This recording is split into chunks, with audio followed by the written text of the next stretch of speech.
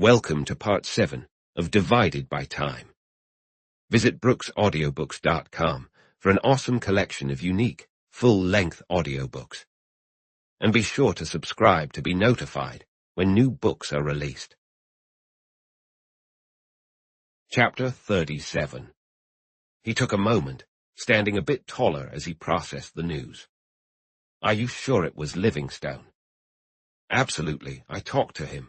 At first I wasn't sure either. He looked worn out, like he'd been sick, and had the nerve to pretend he didn't know me. He shut the door in my face and... Hold on, ma'am. Wet door. He was driving a taxi. He stared at her in disbelief. I don't buy it, he said slowly. You must have made a mistake, that's all. Nonsense. I know him as well as I know you. Did he admit who he was? Not exactly, she admitted. He said I was mistaken and stuck to it. Then he shut the door and drove me to the station. I only had another chance there, but there was a line of cabs behind us. I only had a second. I realized he wasn't going to admit anything, so I said, I can see you're not going to recognize me, Dr. Livingstone, but I need to tell them at home I've seen you. He was making change for me at the time. I'd recognize his hands anywhere. And when he looked up, his face was ghastly. He said, Are they all right? David is very ill, I replied. The cars behind us were honking furiously, and a traffic officer came and made him move on. He gave me the strangest look as he drove off. I waited, thinking he'd circle back, but he didn't. I almost missed my train. Wally's first reaction was intense anger. That scoundrel, he said. What a coward, to run away like that and let everyone believe he's dead, because that's what they all think. David Livingstone is in rough shape, and as for Elizabeth, we've got to tell her, Mom. He's alive, he's fine, but he's ditched them all on purpose. He should be shot for that. You didn't see him, Wally. I did. Something's happened to him, I don't know what. I couldn't sleep last night thinking about his face. It was full of despair. All right, he said, stopping angrily in front of her. What do you plan to do? Let them keep hoping and praising him like some kind of hero. We need to tell the truth. But we don't know the whole truth, Wally. There's something more to this. Yeah, but it's bound to be something bad, he declared. Is it fair to let Elizabeth waste her life on the memory of a guy who just left her? It would be cruel to tell her. Sometimes you have to be cruel to be kind, he said knowingly. For all we know, the guy could be married or anything else. A taxi driver. That alone shows he's hiding from something. She sat there, a small figure dwarfed by her furs, staring at him with worried eyes. I don't know, Wally, she said helplessly. Maybe telling her would be better. She could move on. But the thought of doing it feels like stabbing a baby. He got it and nodded. After pacing the room, he stopped in front of her again, calmer now. It's a real mess, he said. Maybe the right thing to do is to tell Dr. David and let him decide. I've got too much invested to be objective. He went upstairs shortly after that, leaving her still in her chair, wrapped in furs, her round, anxious face deep in thought. He had rarely seen her so troubled, so uncertain of her next move. He figured, knowing her well, that her emotions were a mix of anxiety about him and Elizabeth, pity for David, and memories of Dick Livingstone's worn-out face. She sat alone for a while before reluctantly heading upstairs to her bedroom. Like Wally, she felt she had too much at stake to easily make a decision. Eventually, she decided to seek Dr. Reynolds' advice, and the next morning she did just that. Reynolds seemed intrigued, even a bit excited, but he thought it best not to inform David. He said he'd handle it by talking to Harrison Miller himself. You mentioned he knew you, he asked, watching her closely. Are you sure about that? Absolutely. He's known me for years, and he asked about David. I see. He fell into deep thought, which made her a bit annoyed. He was contemplating how this might affect him, his future, and his right to marry. He'd stumbled into a fortunate situation, one that brought him considerable peace. I see, he repeated, standing up. I'll talk to Miller, and we'll start working on it. We're all very grateful to you, Mrs. Sayre.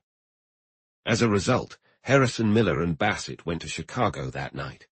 They left it to Dr. Reynolds' medical judgment whether David should be told or not, but Reynolds himself wasn't sure. In the end, he passed the responsibility to Clare Tessler the next evening. "Something's bothering you," she said. "You're not yourself, old dear." He looked at her. To him, she was the epitome of everything fine, good, and sensible. "I've got something to settle," he said. "While you were singing, I wondered if you could help me out." "When I sing, you're supposed to listen." "Well, what is it?" She perched on the arm of his chair, gently running her fingers through his hair. She really cared about him and intended to be a good wife. When she thought of Dick Livingstone now, it was tied to her impulsive confession to Elizabeth, whom she had despised ever since. "Let me give you a hypothetical scenario. If you guess, you don't have to say anything. This is a big secret." She listened, nodding occasionally. He didn't use any names and avoided mentioning any crime. "So here's the dilemma," he concluded. "Is it better to think the man is dead, or to know that he's alive but has chosen to disappear? Are we sure it's the right person? Someone from the village saw him in Chicago recently and talked to him." She quickly pieced it all together. She knew Mrs. Sayre had been to Chicago and had a conversation with Dick. She considered the situation, scheming her small revenge on Elizabeth as she pondered. "I'd wait," she suggested. "He might come back with them, and David will find out soon. Or he might refuse, which would destroy him. He'd prefer to think he's dead rather than abandoned." She slept soundly that night and spent extra time getting ready the next morning. Then she headed to the Nola house. She didn't see her actions as particularly wrong. She didn't plan any grand revenge. She just wanted to settle the score between them. "He chose you over me when you knew I cared, but now he has left you." Maybe there was also a bit of present jealousy, as she was to live in a place like the old brick Livingstone house, while everyone expected Elizabeth to eventually move into the house on the hill. She saved her message until the end of her visit and delivered her blow while standing. "I have something I need to tell you, Elizabeth." "I don't know how you'll take it," Clare said. "Maybe it's something I don't want to hear," Elizabeth replied. "I'll tell you, but you have to promise not to reveal where you got the information." Elizabeth shook her head impatiently. "I don't like secrets, Clare. I'm terrible at keeping them. You probably shouldn't tell me." Clare felt her chance for revenge slipping away, but wasn't ready to give up entirely. "Fine," she said, getting ready to leave. "But you might want to ask your friend Mrs. Sayre who she saw in Chicago this week." Piece by piece, the case against Dick was built up for Elizabeth. Mrs. Sayre, unable to withstand Elizabeth's calm questions, had to admit one damning detail after another. Dick had known her. He hadn't asked about Elizabeth, only about David. He looked tired and thin, but otherwise well. Watching from the window as Elizabeth walked down the hill, Mrs. Sayre felt she had just witnessed something precious slip away. Chapter 38. Lucy sat downstairs in her living room, waiting anxiously for news. As usual, at 10 o'clock, she went up to make sure David was comfortable for the night, and to read the prayer for the absent that he always ended his day with. But before going up, she paused in front of the old mirror in the hall to check if there were any visible signs of stress on her face. The door to Dick's office was open, and his once tidy desk was now cluttered with papers and letters. She sighed and went upstairs. David lay propped up in his walnut bed, looking incredibly frail and aged. His hands, resting on the log cabin quilt their mother had made, were old and weary. Sometimes Lucy felt a pang of fear that David's waiting wasn't just for Dick, but for peace. Recently, something new had surfaced in David, fear. He used to be so confident. He had taken a risk with a man's soul and felt ready to face his creator no matter the outcome. But now he had lost his courage, dealing with the consequences of his actions, while Dick paid the price for his audacity. Once, while picking up his prayer book to read the evening prayer as she usually did, it had fallen open to a marked verse. "I will arise and go to my father, and say unto him, Father, I have sinned against heaven and before thee, and am no more worthy to be called thy son." That had frightened her. David's eyes followed her around the room. I get the feeling you're keeping something from me, Lucy. Me? Why would I do that? She replied. Then where's Harrison? He asked irritably. She told him one of the few white lies of her life when she said, He hasn't been well. He'll be over tomorrow. She sat down and picked up the prayer book, only to see him struggling to lift himself in bed and listen. Someone just closed the hall door, Lucy. If it's Reynolds, I want to see him. She got up and walked to the top of the stairs. The light was dim in the hall below, and she saw a man standing there. But she still had her reading glasses on, so she saw little more than a shadowy figure. Is that you, Dr. Reynolds? She asked, her voice high and frail. Then she put her hand to her throat and stood frozen, staring down. The man had taken off his cap and stood with his arms wide, looking up at her.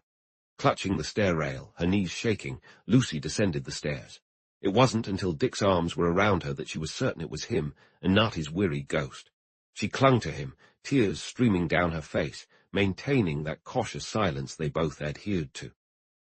She held him at arm's length to look at him, then pulled him close again, as though only the roughness of his clothes could make him real. It wasn't until they were behind the closed door of her sitting room that either dared to speak, or maybe even could speak. She kept her grip on him. Dick, she said, Dick. Repeating it over and over. How is he? He finally managed to ask.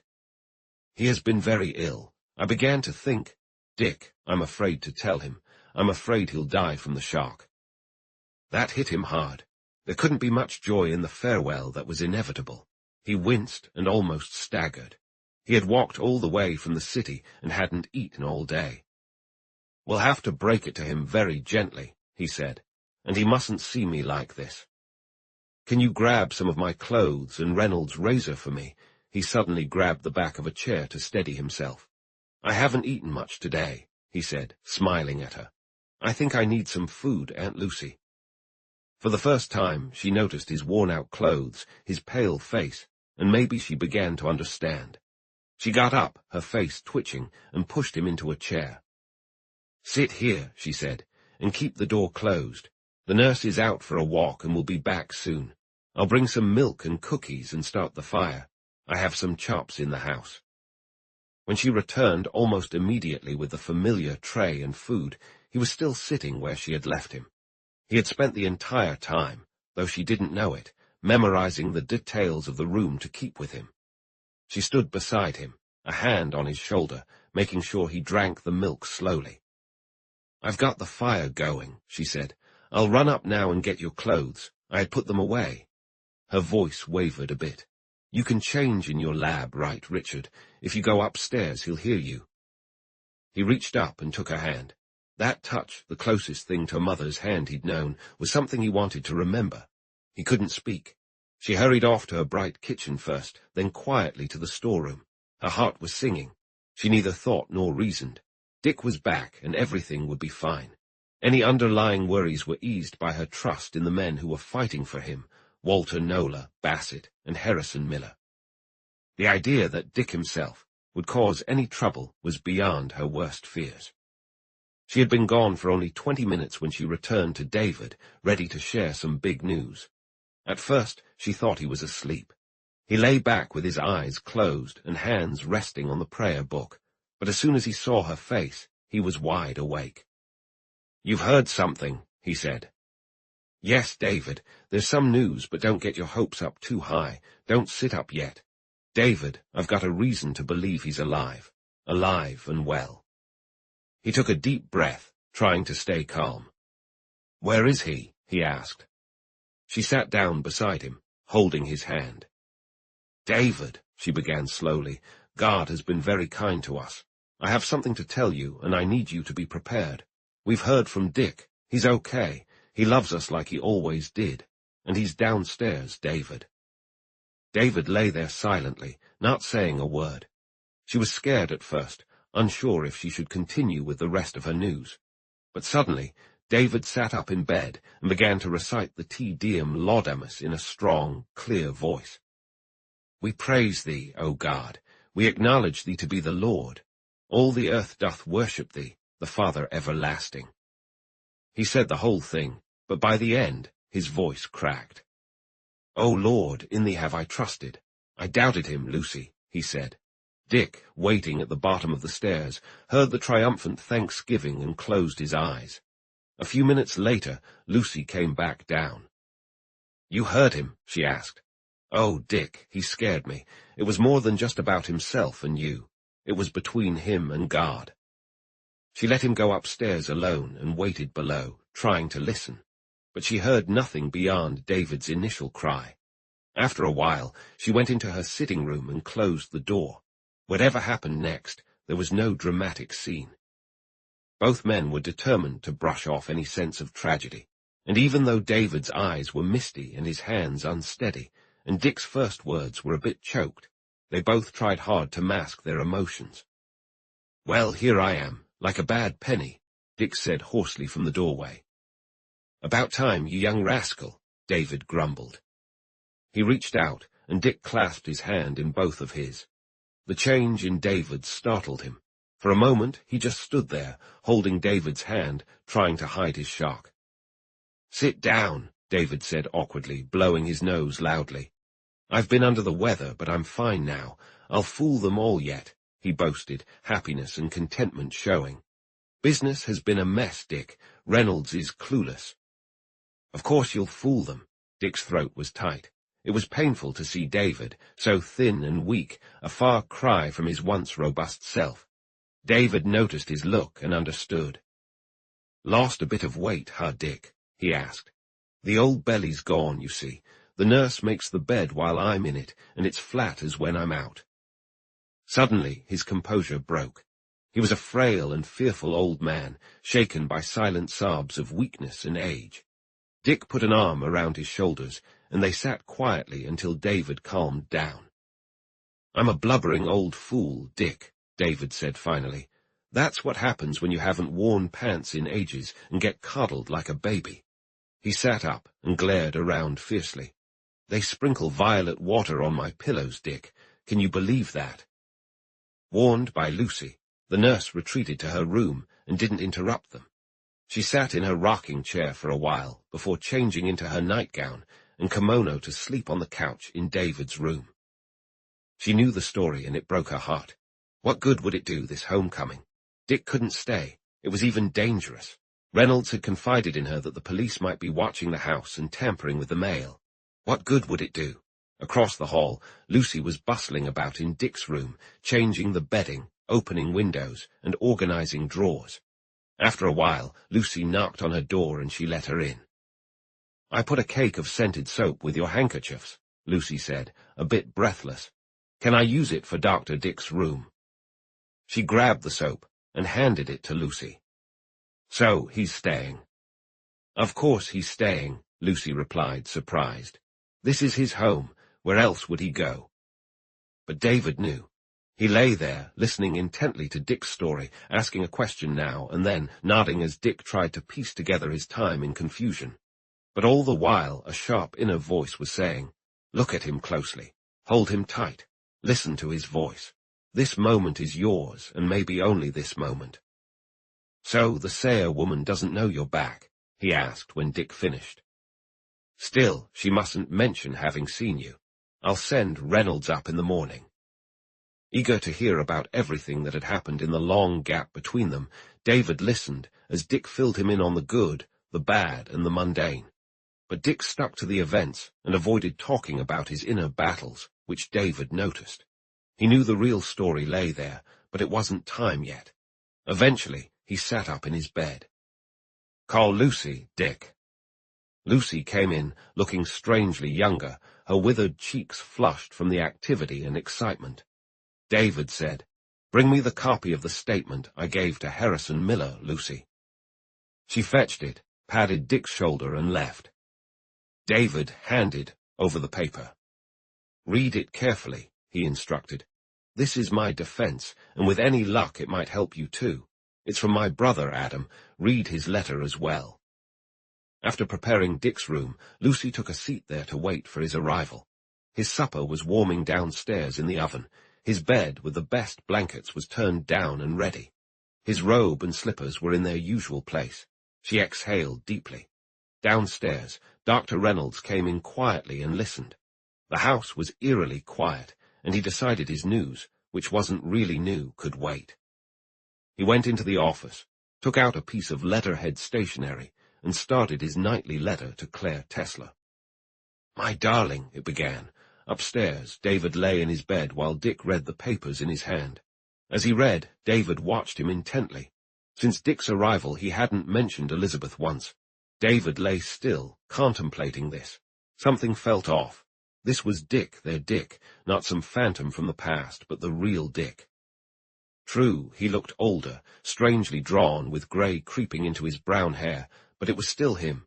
The Dick whose eyes had lit up at the sight of a girl, who had brazenly held her hand at their last dinner, who had worshipped her. And yet he hadn't mentioned her name. When Dick finished reading, he sat there for a moment, the papers still in his hand, thinking. "I understand," he finally said. "It's possible. My God, if only I could believe it." "It's the answer," David insisted. He was lurking around and fired through the window. Donaldson stated during the inquest that someone had been seen on the property, and that he informed you that night after dinner. He'd stationed guards around the place. "It gives me a chance to fight," Dick said, standing up and squaring his shoulders. "All I need is a fighting chance. I know that. I hated Lucas. He was pitiful, and you know what he did to me. But I never thought about killing him. It wouldn't have made any difference. It was too late." "What about that?" David asked, not looking up. When Dick didn't immediately respond, David glanced over at him, seeing a hardened, pained expression on his face. "Maybe we shouldn't get into that now," David said quickly. "It's natural for the adjustments to take some time." "No, we need to talk about it. It's the toughest thing I have to face." "So it's not over?" "No," Dick replied slowly. "It's not over, David. I need to get it out in the open. I've done everything I can to deal with it alone. It's the one thing that survived the wreck. I can't reason it away or think it away. Maybe if you saw Elizabeth. It would just break her heart." He tried to make David understand. He recounted in grim detail his failure to kill it, his attempts to drown his memory and conscience in Chicago, and how those attempts failed. He spoke of Elizabeth's continued distance and what seemed to him like the tangible reality of the other woman.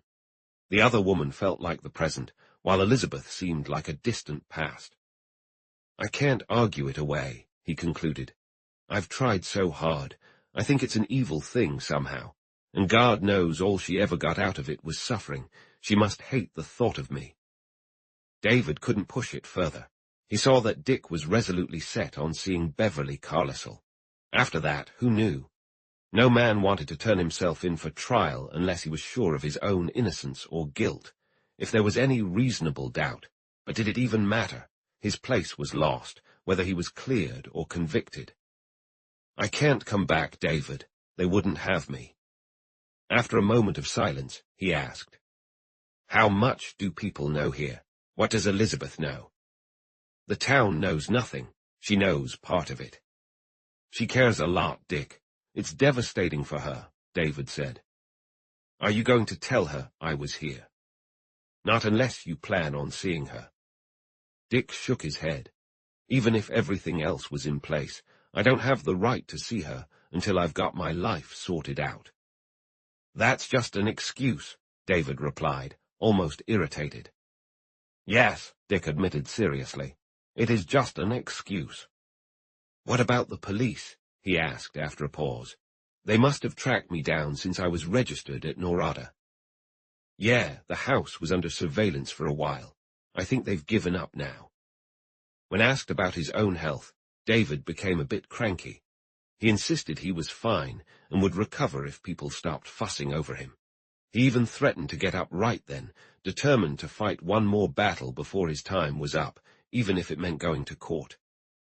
"They can't prove anything, Dick," he declared triumphantly. "I've gone over it every day for months. There's no case. There never was. They're a bunch of idiots, and we're going to expose them. We'll show them." Despite his excitement, fatigue was catching up with him. Lucy knocked and came in. "You better eat before your supper gets cold," she said. and David needs to rest. Dr. Reynolds is in the office. I haven't told him anything yet." The two men exchanged glances. "That can wait," David said. "I can't keep him out of my office, but I can keep him out of my personal matters for an hour or so." So Dick followed Lucy down the back stairs and ate his meal quietly in the kitchen. "I don't like you eating down here," she protested. "I've eaten in worse places," he said, smiling at her, "and sometimes not at all." He immediately regretted that because tears welled up in her eyes. Gently, he broke the news that he couldn't stay, but it was a hard blow for her. Her chin trembled with sadness, and it took all the positivity he could muster, and all the promises he could give to ease the blow. "You haven't even seen Elizabeth," she finally said. "That'll have to wait until things settle down, Aunt Lucy. Would you at least write her something, Richard? She's looking like a ghost these days." She looked at him, confused and yearning. He met her gaze seriously. "I don't have the right to see her, or to write to her." The finality in his voice ended the conversation. The look of near despair on his face confirmed it. Despite his earlier appetite, he ate very little, and soon after he quietly went back upstairs to David's room. When he came down to the kitchen later, she was still there, sitting at the table where he had left her, her arms crossed and her face buried in them. On a chair was the suitcase she had hurriedly packed for him, and a roll of cash lay on the table. "You have to take it," she insisted. "It breaks my heart, Dick. I have this feeling that I'm seeing you for the last time." Afraid she had upset him, she forced a smile. "Don't mind me. David will tell you I've said over and over that I'd never see you again, and here you are." He was leaving.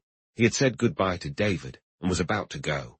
She accepted it with a resilience born from years of farewells, kissed him tenderly, let her hand linger for a moment on the rough sleeve of his coat, and then saw him out through the kitchen door into the yard. But long after he was gone, she stood in the doorway, staring out.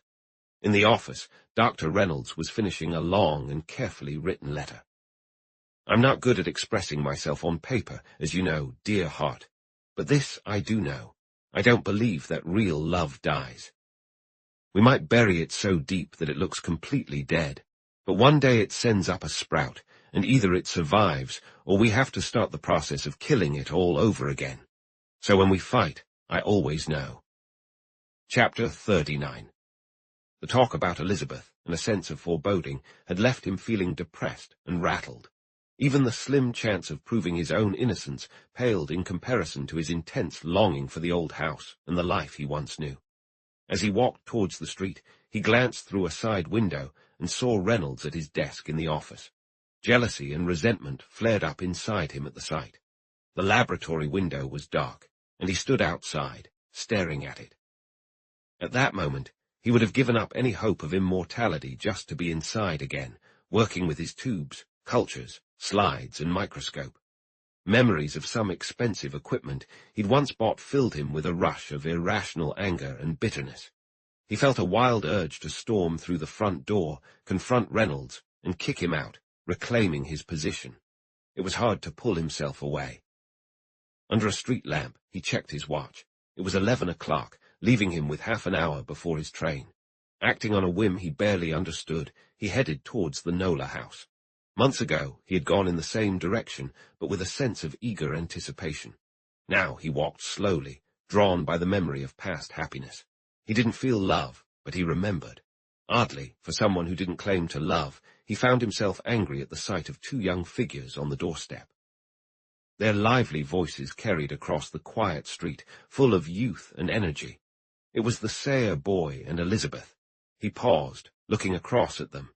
They were lost in their own world, oblivious to his presence. Just as he had viewed Reynolds with jealous dislike, he now looked at Lassor de Sayer the same way. Everywhere he looked, someone had taken his place. He was seething with anger, unreasonable and inexplicable, angry at Elizabeth, the kid, and himself. All he had to do was walk across the street and reclaim his spot.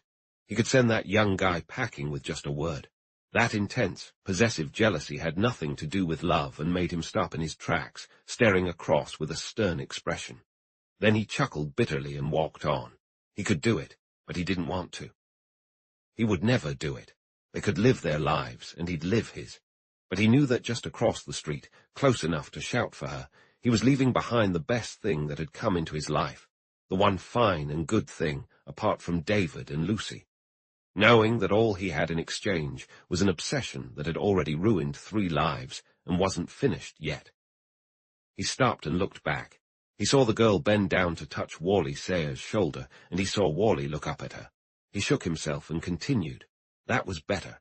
He didn't feel angry anymore. She deserved more than to help a man redeem himself. She deserved youth, happiness, and the forgetfulness that time brings. She was already moving on. He smiled again as he walked up the street, but his hands were shaking as he buttoned his coat. Not long after that, he ran into the rector, Mr. Oglethorpe. He passed by quickly, but noticed the clergyman had stopped and was staring after him. Sitting alone in the train smoker half an hour later, he wondered if he had missed something. Maybe the church could have helped him with a good man's simple belief in right and wrong.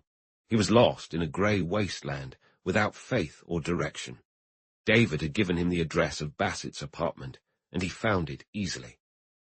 By that point, he was a bundle of nerves, always on edge while walking familiar streets, constantly worrying about being recognized. He kept telling himself that only the police cared about finding him, and that regular people wouldn't notice him at all, but he still found himself dodging like a skittish horse. However, if he expected Bassett to be shocked, he was let down. Bassett greeted him like he'd seen him just the other day, and explained his lack of surprise right away. Dr. Livingstone gave me a call. Sit down, man. Let me get a good look at you.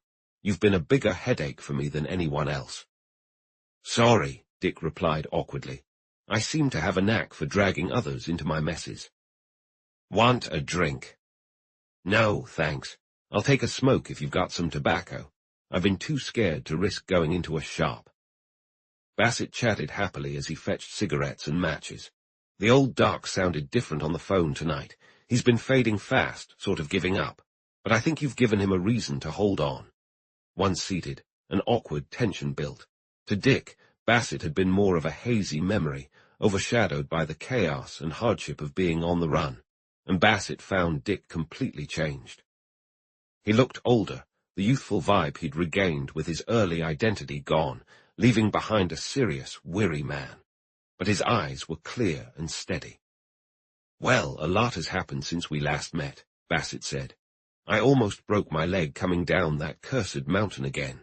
And just so you know, I nearly ended up in the Norada jail. They knew I helped you escape, but they couldn't prove it. I got out because I didn't want to drag you down with me. I was pretty messed up at that moment, but I could reason it out. It wasn't entirely unselfish. I thought I had a better chance without you. Bassett was watching him closely. Do you remember everything now? He asked. Almost all of it. Not much between what happened at the ranch and when David Livingstone found me at the cabin. Ever wonder how I found out your secret? I assume you read Maggie Donaldson's confession. I came to see you before that came out. Then I don't know, honestly. Would you bet your life that Beverly Carlisle doesn't know what happened that night at the ranch? Dick's face twitched, but he met Bassett's gaze steadily. She has no criminal knowledge, if that's what you mean. I'm not so sure. Care to explain that? Dick's voice had a cold anger that made Bassett stare. So that's how things stood. Poor guy. Bassett silently thanked his stars for his solitary life without women. I think you're misunderstanding me, Livingstone, he said calmly. I don't believe she shot Lucas, but I don't think she's ever told the whole truth. I have the coroner's inquest here, and we'll review it later. Let me tell you how I caught on. Do you remember taking Elizabeth Nola to see the valley? I had forgotten, but now I remember. Well, Gregory, her brother, saw and recognized you. I was with him. He tried to deny it later, but I was already on the scent. Of course, he told her, and I think she sent him to warn David Livingstone. They knew I was chasing a big story. Then I think Gregory stayed here to watch me when the company moved next. He knew I'd started because he sent David Livingstone the letter you received. By the way, that letter almost got me thrown in jail in Norada. I'm not hiding behind her, Dick snapped. and there's nothing incriminating about it. She saw me as a fugitive and sent me a warning. That's it. Calm down. I'm not blaming her for anything, but I want to see this through. I have strong reasons to believe that, before you got to Norada, the Thorwald woman was on my trail.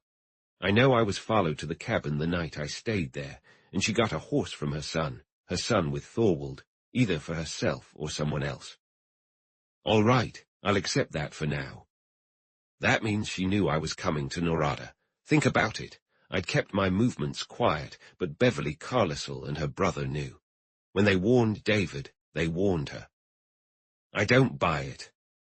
If you had killed Lucas, Bassett stated confidently, the Thorwald woman would have let the sheriff catch you and be done with you. She had no reason to care for you. You'd kept her son out of what she believed was his due right. He stood up and opened a drawer in the table. I've got a copy of the coroner's inquest here. We should go over it. It might help jog your memory, too.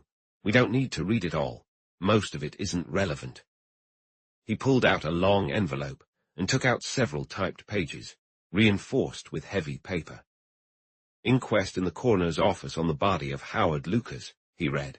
October 10th, 1911. That was 2 days after. Examination of witnesses by Coroner Samuel J. Burkhart. Mrs. Lucas called and sworn. He looked at Dick and paused. Maybe not tonight, Livingstone. You look pretty wrecked. I didn't sleep last night. I'm fine. Go on. During the reading that followed, he leaned back in his chair, eyes closed. Except for clenching his hands a couple of times, he stayed completely still. What's your name? Anne Elizabeth Lucas. My stage name is Beverly Carlisle. Where do you live, Mrs. Lucas? At 26 East 56th Street, New York City. I need to ask you some difficult questions. I'll be as brief as I can. Can you tell me what you remember from the night before last at the Clark Ranch? I can't say much. I'm still confused. I took a sleeping pill last night. All I know is I heard a shot and thought it came from outside. I ran down the stairs to the billiard room. As I got there, Mr. Donaldson was coming in through a window. My husband was on the floor, that's all. Where was Judson Clark? He was leaning on the roulette table, staring at my husband. Did you see him leave the room? No, I was on my knees beside Mr. Lucas. I think when I stood up, he was gone. I didn't notice. Did you see a revolver? No, I didn't look for one. Just one more question. Had there been any argument between Mr. Lucas and Mr. Clark that evening in your presence? No, but I had argued with both of them. They were drinking too much. I went to my room to pack and go home. I was packing when I heard the shot. The witness was excused, and Mr. John Donaldson was called. What's your name? John Donaldson. Where do you live? At the Clark Ranch. What's your job? You know everything about me. I'm the ranch foreman. Tell us what you know, Jack, about last night. Start with where you were when you heard the shot. I was on the side porch. The billiard room opens onto it. Earlier that evening, the corral boss had mentioned seeing someone lurking around the house. There had been similar reports before, so I decided to keep watch. I stationed Ben Haggerty with a gun at the kitchen wing, and I took up a spot on the porch. Before doing that, I informed Judson, but I don't think he really understood. He'd been drinking heavily all evening. I asked for his gun, but he claimed he didn't know where it was, so I went back to my house to get mine. Around 8 o'clock, I thought I saw someone in the bushes and went to check quietly. Turns out, it was Hattie Thorwald, who worked at the ranch. When I left, the men were playing roulette. I peeked in as I returned, and Judson had a gun in his hand. He said, I found it, Jack. He was clearly very drunk, so I told him to put it away since I had mine. It occurred to me that I should warn Haggerty to be cautious, so I walked along the veranda to tell him to shoot only to scare. I'd only gone a few steps when I heard a shot and rushed back. Mr. Lucas was on the floor, dead, and Judson was in the same condition the lady described. He must have left while I was checking the body.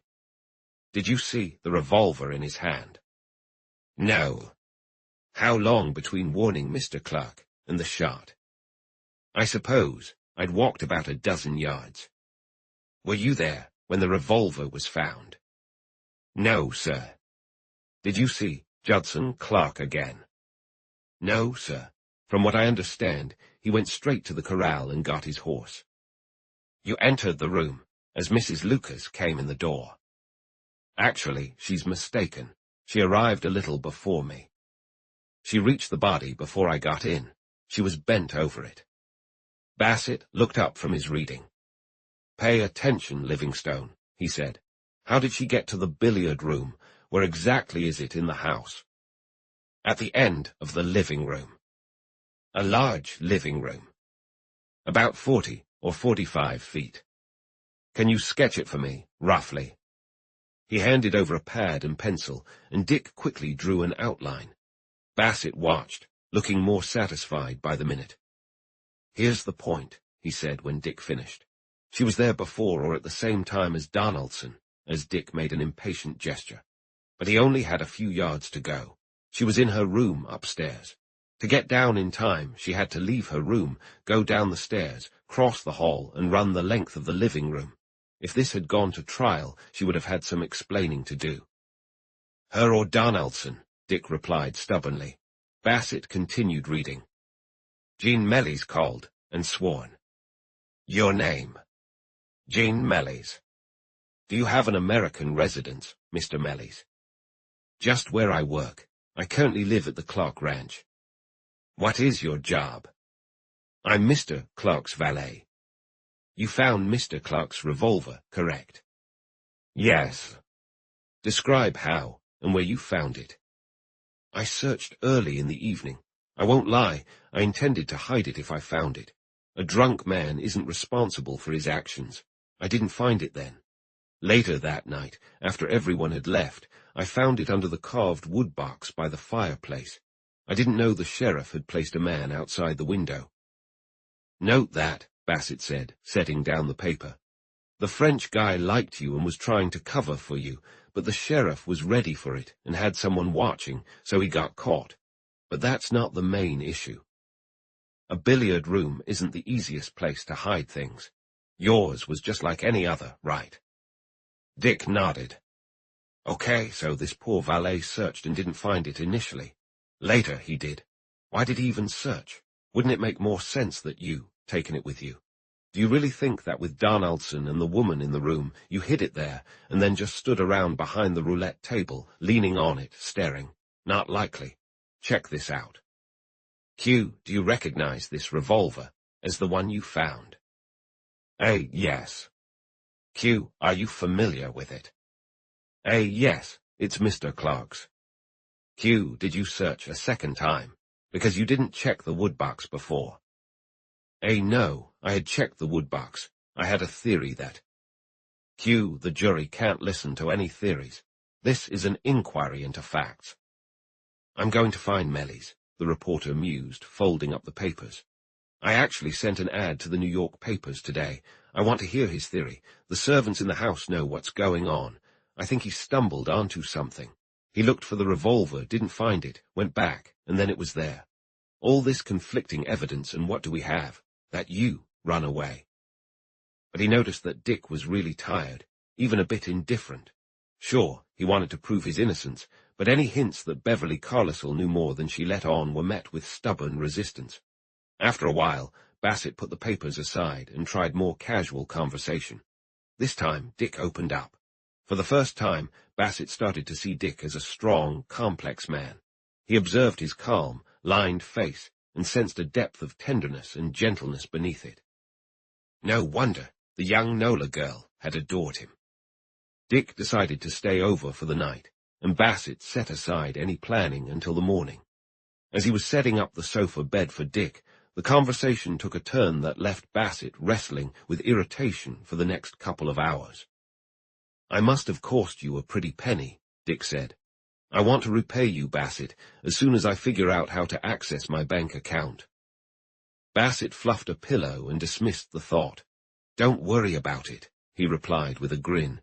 You can sort that out once you get your inheritance. Heck, buy a newspaper and let me run it. He placed the pillow on the sofa bed and added, "All you need to do is prove who you are. The trusts that hold the money had to post a bond. Hope you're not too tall for this sofa." But when he looked up from his task, he noticed Dick's amused expression as he puffed on his pipe. "They're going to keep the money, Bassett." Bassett froze, then stared at him in disbelief. "Don't be ridiculous," he protested. "That's your money. Don't tell me you're thinking of giving it all away. That's nonsense. Take it, donate it if you want, but don't dodge your responsibilities." Dick paced the room a couple of times, then went to the window and stared out, lost in thought. "It's not that, Bassett. The money scares me. I might talk a lot about wanting to work with my hands, but I wouldn't if I didn't have to. I could fool myself into thinking I'd work better without financial worries, but I have to remember this. It took effort to make me who I am, and it will take just as much effort to keep me moving in the direction I plan, once I gain my freedom." Sometime during the night, Bassett noticed the light was still on by the couch, and went in. Dick had fallen asleep with a book of Whitman laying open on his chest, and Bassett saw what he had been reading. "You broken resolutions, you racking angers, you short-lived ennuis. Ah, think not you shall finally triumph, my real self has yet to come forth. It shall march forth overmastering, till all lie beneath me, it shall stand up, the soldier of unquestioned victory." Bassett took the book away and stood rereading the passage. For the first time, he sensed the inner battle happening behind Dick's calm exterior, and he wondered. Unquestioned victory, huh? That was quite an ambitious goal. Chapter 40. Every now and then, bursts of passion flared up in him, but her occasional flirtations no longer fooled him. They stemmed solely from her vanity. She demanded his affection as a tribute to her own beauty, her youth, her fresh young body. Nina, outside her usual lively setting of a thumping piano, chattering, giggling crowds, dancing and theatre boxes, was like a queen without her throne. She didn't read or think. She spent her morning period in long hours before the mirror fussing with her hair, trimming and retrimming hats, or meticulously taking care of her hands and body. He felt ashamed sometimes of his brutally clear analysis of her. She wasn't unhappy, except for the enforced somberness of their lives. She had found in marriage exactly what she wanted: a beautiful house, tastefully decorated, a man to respond to her charms as a woman and provide for her needs as a wife, dignity and a respected place in the world, freedom and privilege. But she was restless. She bristled at the quiet evenings they spent at home and resented the reading he used as an escape from her restless fidgeting. "For heaven's sake, Nina, sit down and read or sew, or do something. You've been at that window a dozen times." "I'm not bothering you. Go on and read." When no one dropped by, she would go upstairs and spend the hour or so before bedtime in the rituals of cold cream, massage, and arranging the little combs for what Leslie had learned was called a water wave. But her judgment was as clear as his, and even more ruthless. The difference between them was that while he rebelled, she accepted the situation. She was cleverer than he was. Her mind worked more quickly, and she had a flexibility he lacked. If there were times when she tired him, there were certainly times when he repulsed her. Across the table from her, he ate slowly and in large quantities. He splashed her neat bathroom with his loud, gasping cold baths. He left his dirty clothes scattered everywhere. He drank whiskey at night, and the lavender-scented sheets reeked of it as he collapsed into a heavy sleep, snoring until she wanted to scream. But she played along as best she could. Then, realizing they might be heading for disaster, he made a genuine effort to change. Recognizing his effort, she tried to meet him halfway. They played card games together. He read aloud to her, poetry which she hated, and she read him short stories he couldn't stand. He suggested country walks, and she reluctantly agreed, hobbling back after half a mile in her high heels. He hid his boredom, but there were nights he lay awake long after she had fallen asleep, dreading a future of countless empty evenings. He used to spend occasional nights at his club, but now when he suggested it, Nina's eyes filled with suspicion. She never mentioned Beverly Carlisle, but she would never forget or fully trust him again. Deep down, he knew she was right. He had hoped he had buried that brief insanity, but there were times he knew he was lying to himself.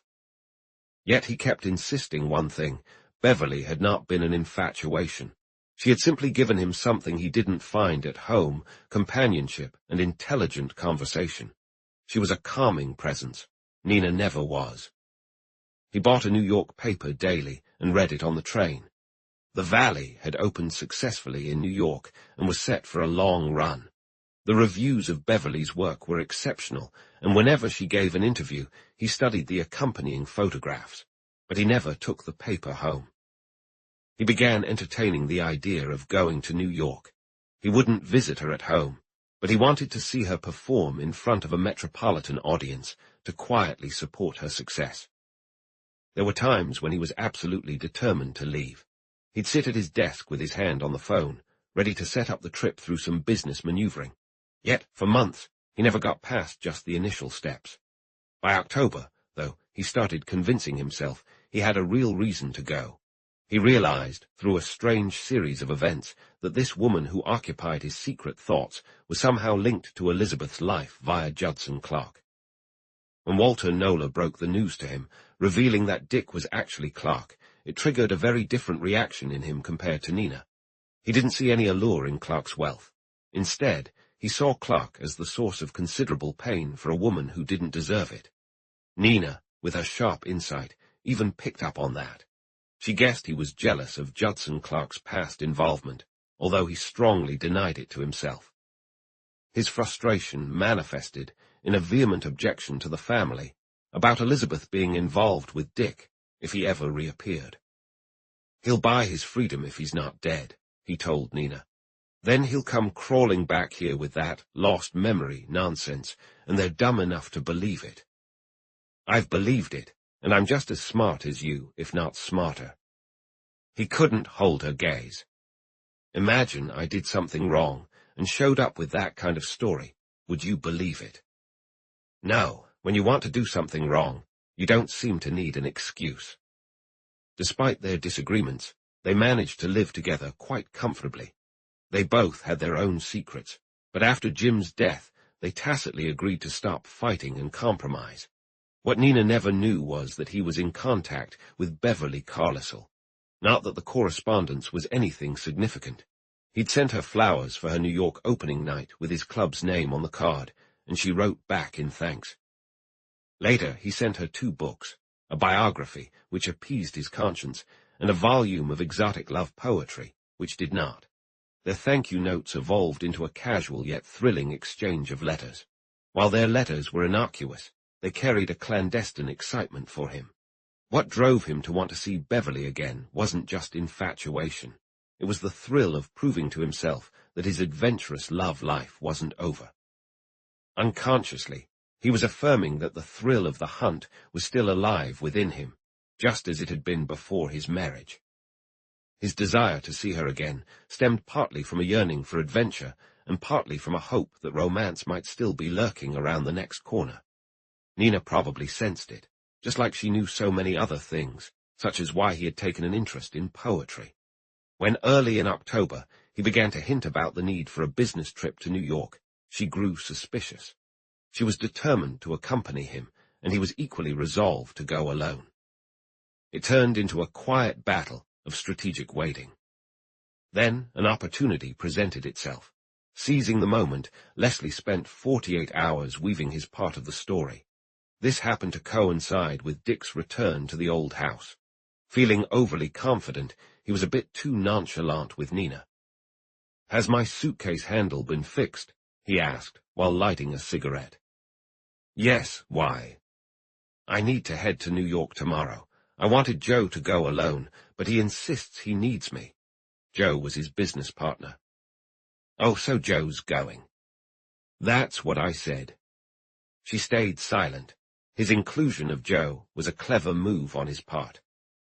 It gave credibility to his business, and it kept her at home. "How long will you be gone?" "Just a day or 2. He couldn't completely hide the relief in his voice. It had been so easy, surprisingly easy. He could have done this a month ago, and he was telling the truth. Joe was going. "I'll pack tonight and take my suitcase with me in the morning." If you get your things out, I'll pack them. She was still processing, but her tone was indifferent. You won't need your dress clothes, of course. I should probably bring a dinner suit. She looked at him then, with a half-smile of contempt. Yes, she said slowly. I suppose you will. You'll be going to the theatre. He glanced away. Maybe, but we'll be in a rush to get everything done. It's amazing how work piles up when you're planning to leave. There won't be much time for fun.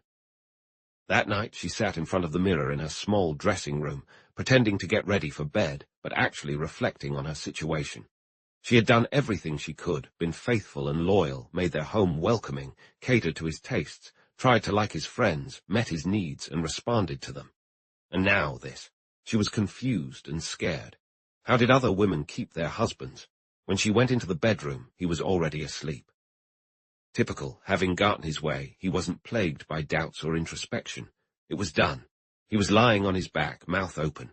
She suddenly felt a strong revulsion at the thought of getting into bed next to him. At some point in the night, he would turn over, throw his arm around her, and hold her close in his sleep. It would be purely automatic, a mechanical habit. She lay on the edge of the bed and mulled things over. He had his good qualities. He was kind and affectionate to her family. He had been amazing when Jim died, and he loved Elizabeth dearly. He was generous and open-handed. He had that rugged good looks kind of appeal. She started finding excuses for him. Men, especially handsome ones, often fell prey to certain types of women. Their vanity, particularly regarding their attractiveness, made them easy targets.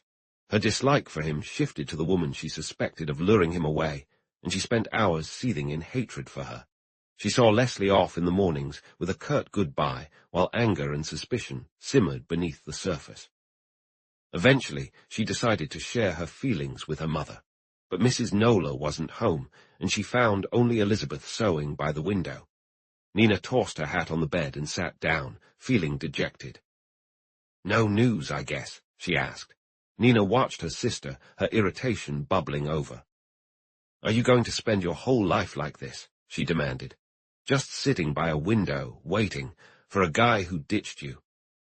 "That's not true, and you know it." "They're all the same," Nina responded recklessly, acting all virtuous and all about the home and family until another woman catches their eye. Believe me, I know. Elizabeth looked up suddenly. "Nina, you can't mean." "He went to New York this morning, claimed it was for business, but he's really gone to see that actress. He's been obsessed with her for months." "I don't believe it." "Oh, wake up," Nina said impatiently. "The world isn't full of good, kind, virtuous people. It's a mess, and men are all alike. Dick Livingstone, Les, all of them, no different. As long as there are women like this Carlisle woman, they'll fall for them. Meanwhile, you and I will just sit at home, chewing our nails, trying to keep them with us, and we can't." Despite herself, a sliver of doubt crept into Elizabeth's mind that day.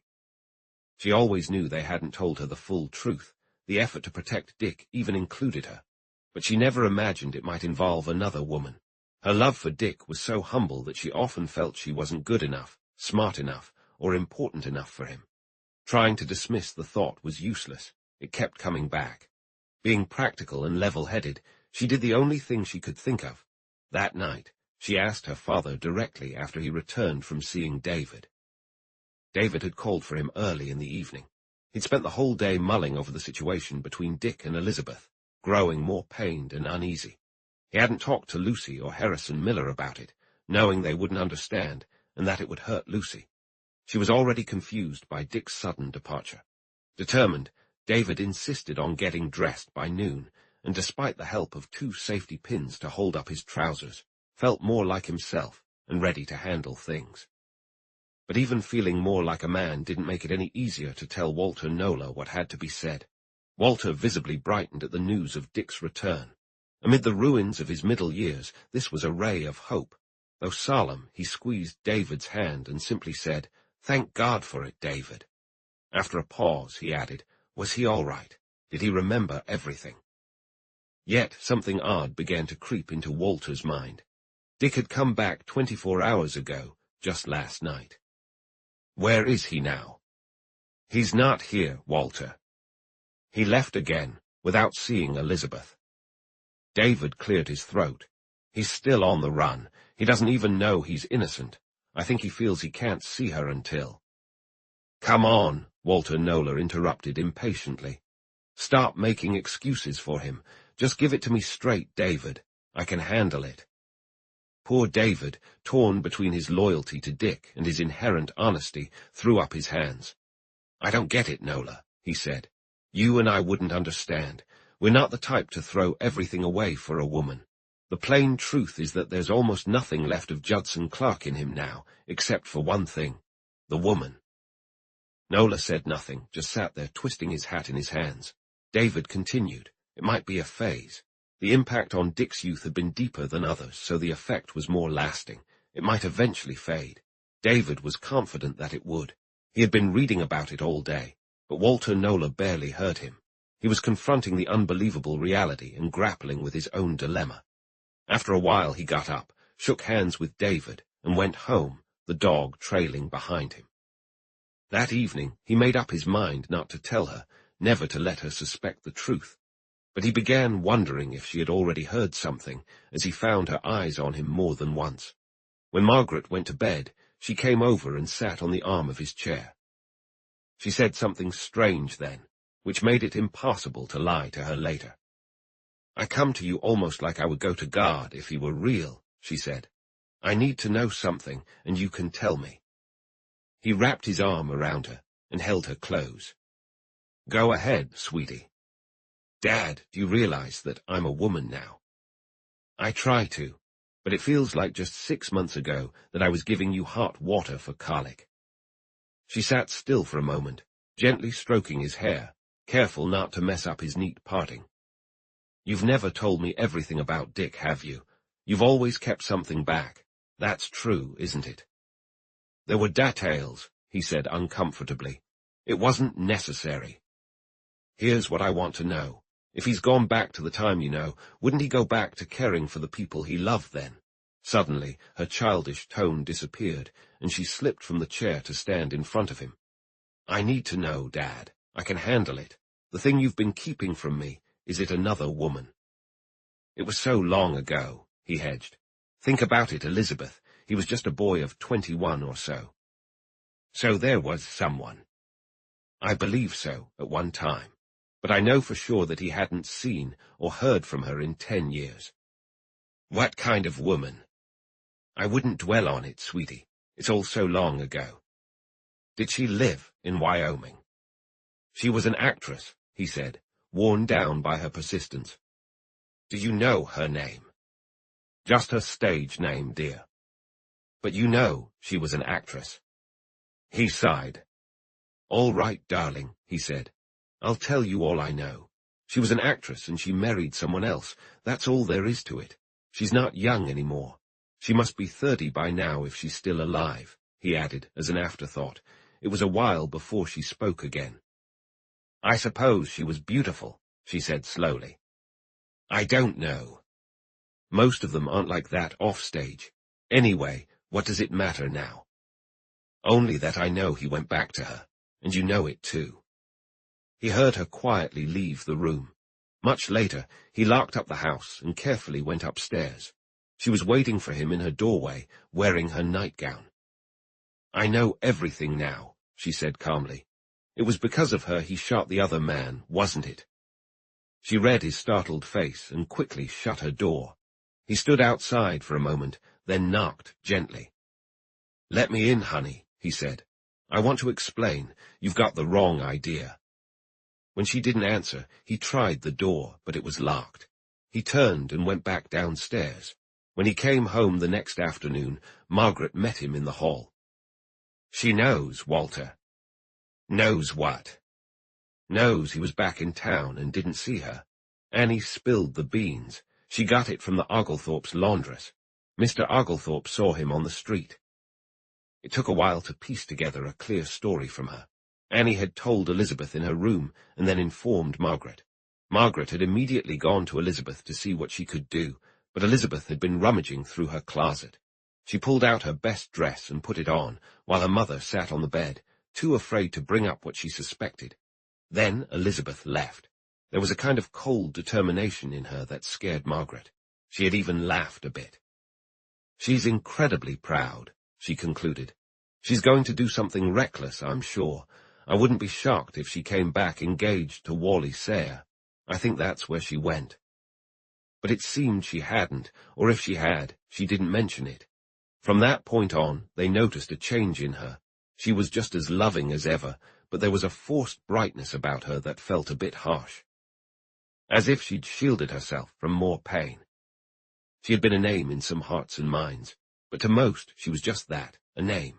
She was the catalyst behind events she never knew about, the eye of an emotional storm that whirled around her without ever touching her. Overall, she found her life, now that the show had settled into a successful run, to be one of prosperous monotony. She had moved back into the house on 56th Street, keeping a simple staff, a cook, a butler, and a maid. In early fall, she added a town car and a driver. After that, she often drove out alone in the afternoons, except on matinee days, sometimes accompanied by a young actress from the company. Despite this, she felt very lonely. The ever-changing world of theatrical New York had transformed since she left.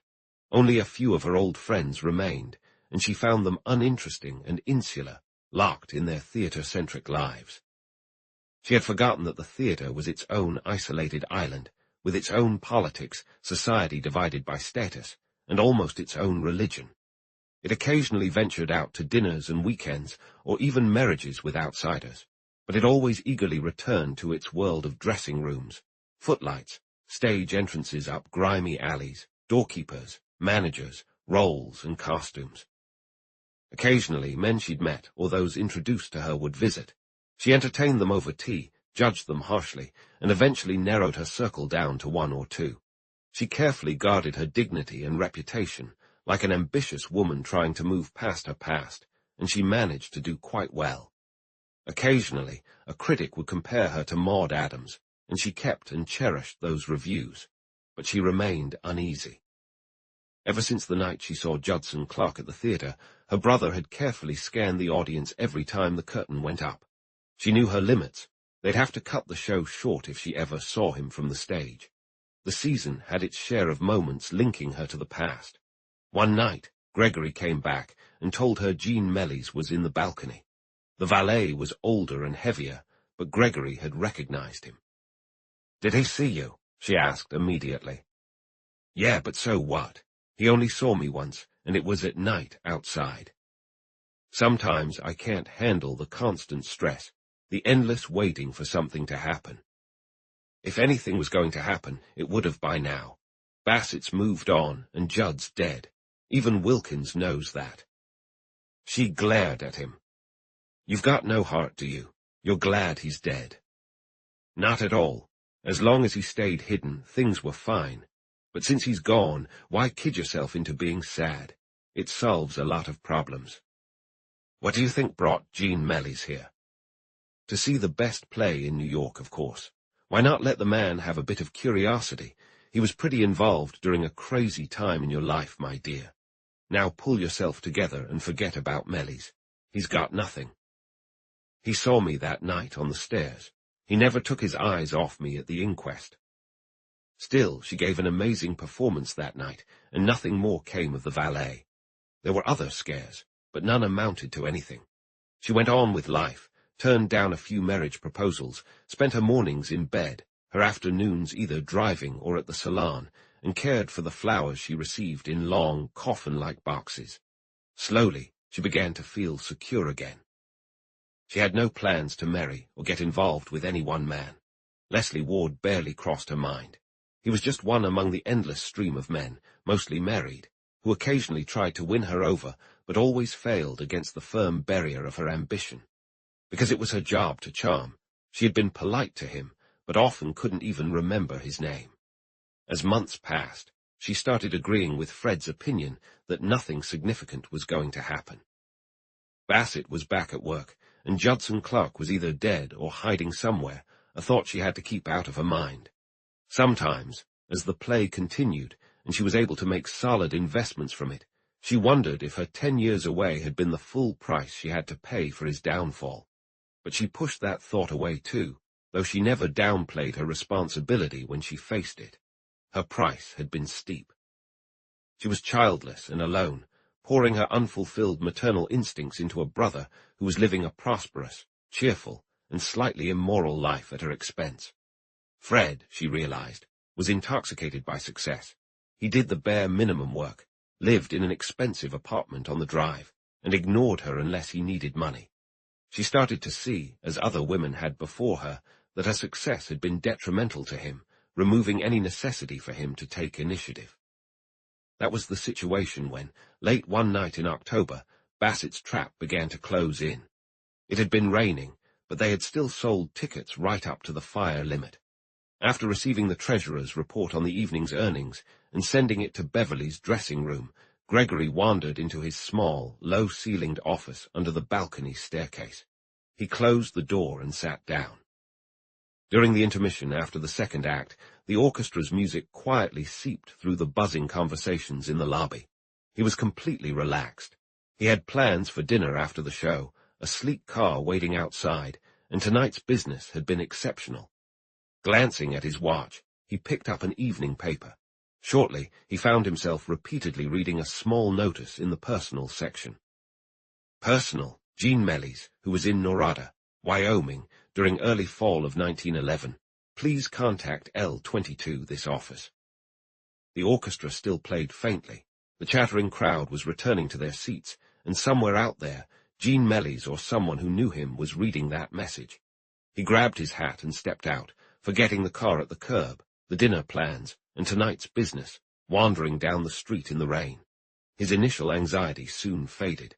He suspected Bassett was involved, and maybe even Clark himself, now determined to clear his name after all this time. But what could they realistically do? They had limits. It would be best if they didn't contact Mellys. Much better, no need to complicate the situation. Bev could be kept out of the whole mess until it was resolved. Embarrassed by his brief panic, he returned to the theatre, retrieved a railway schedule, and checked the train times. He should have done this long ago, he now recognized. He should have visited Bassett in the spring. But how could he have known then that Bassett would turn the case into a lifelong mission? He had one lingering doubt. What if Bassett had discovered Clifton Hinds? By the time the final curtain fell, he was back to his charming, carefree self, made his dinner engagement, danced till late, and even managed to snooze a bit on the way home. He had a restless night, and woke up early, grappling with how to keep Jean Mellys out of the picture. He wondered what hoops someone like L22 would have to jump through to get a letter addressed to him. Did he need to show ID, or could he just walk in, ask for his mail, and leave? That reminded him. Bassett might be in New York and could come for his mail himself. He finally decided to take the risk and claim to be L22. If Mellys had seen the ad and replied, he'd get the letter. He could easily explain it away to the valet by saying he recognized him at the theatre, and that Miss Carlisle wanted to send him a box. Even though he didn't expect a letter on his first try, his nerves drove him to the office early. There was nothing there, but he did learn one thing: no formalities needed. The clerk just checked a box, said, "Nothing here," and went back to work. At 11 o'clock he returned, carefully scanned the crowd, and approached the desk again. L22, here you go. He had the letter in his hand, and had just shoved it deep into his pocket when a hand clamped down on his shoulder. He turned around to face Bassett. "I thought I recognized you," said the reporter with a smile. "Come here, old man, we need to talk." Bassett tightened his grip on Gregory's shoulder and led him to a corner, where his cheerful facade dropped, revealing cold anger. "I'll take that letter now, Gregory," he demanded, "and I'm thinking of filing a report against you." "I don't know what you're talking about." "Cut the crap. I was right behind you when you asked for that letter. Hand it over." "I want to show you something." With a sudden laugh, Bassett tore the letter open. Inside, there was only a blank sheet of paper. "I figured you might not believe it, and I doubted you'd fall for it even if you did," he remarked. "But now I'm sure you didn't want me to see Mellys. Now I know." "You're right, I didn't," Gregory muttered reluctantly. "Regardless, I still plan to see him. It's early in the day, and Mellys isn't exactly a common name." Plus, I'll make sure you don't get any more letters from here. What do you think Mellys can tell you that you don't already know? I'll explain that to you someday, Bassett said with a grin, when you're more willing to listen. The real question now is, what does Mellys know that you don't want me to find out? I'm guessing you won't tell me here and now. Not here. Believe it or not, Bassett, I was planning to head over to your town tonight to see you. Well, Bassett responded skeptically, I'll have to take your word for it. I've got all day to hear what you have to say. Gregory reluctantly agreed to go to Bassett's hotel, and they stepped outside to find a cab. However, Gregory dragged his feet once on the sidewalk. I deserve to know something, he insisted. Considering everything he's done to me, Clark's alive, right? Yeah, he's alive. Then let's make a deal, Bassett. I'll share what I know if you tell me one thing. What drove him into hiding for 10 years, and why is he resurfacing now, asking for help? Bassett pondered. Gregory's information was valuable, but he didn't want to sway his story too much. Gregory noticed his hesitation and stood firm on the sidewalk. What's it gonna be? He pressed. I'll give you this much, Gregory. He never intended to bring it up again. In a way, it's really me you're contending with, not Clark, and you can bet I know what I'm doing. I've got Clark, the coroner's inquest report, and I'll get Mellys. I'm going to get to the bottom of this, even if it means digging a hole that buries me. Gregory sat tensely in the taxicab, chewing on his blonde mustache. After a moment, he spoke up. What are you chasing after in all this? The story, I assume, and the money.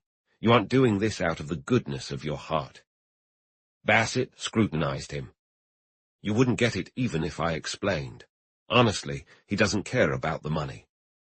Gregory sneered. Keep dreaming, he said, but actually I doubt he'll take it.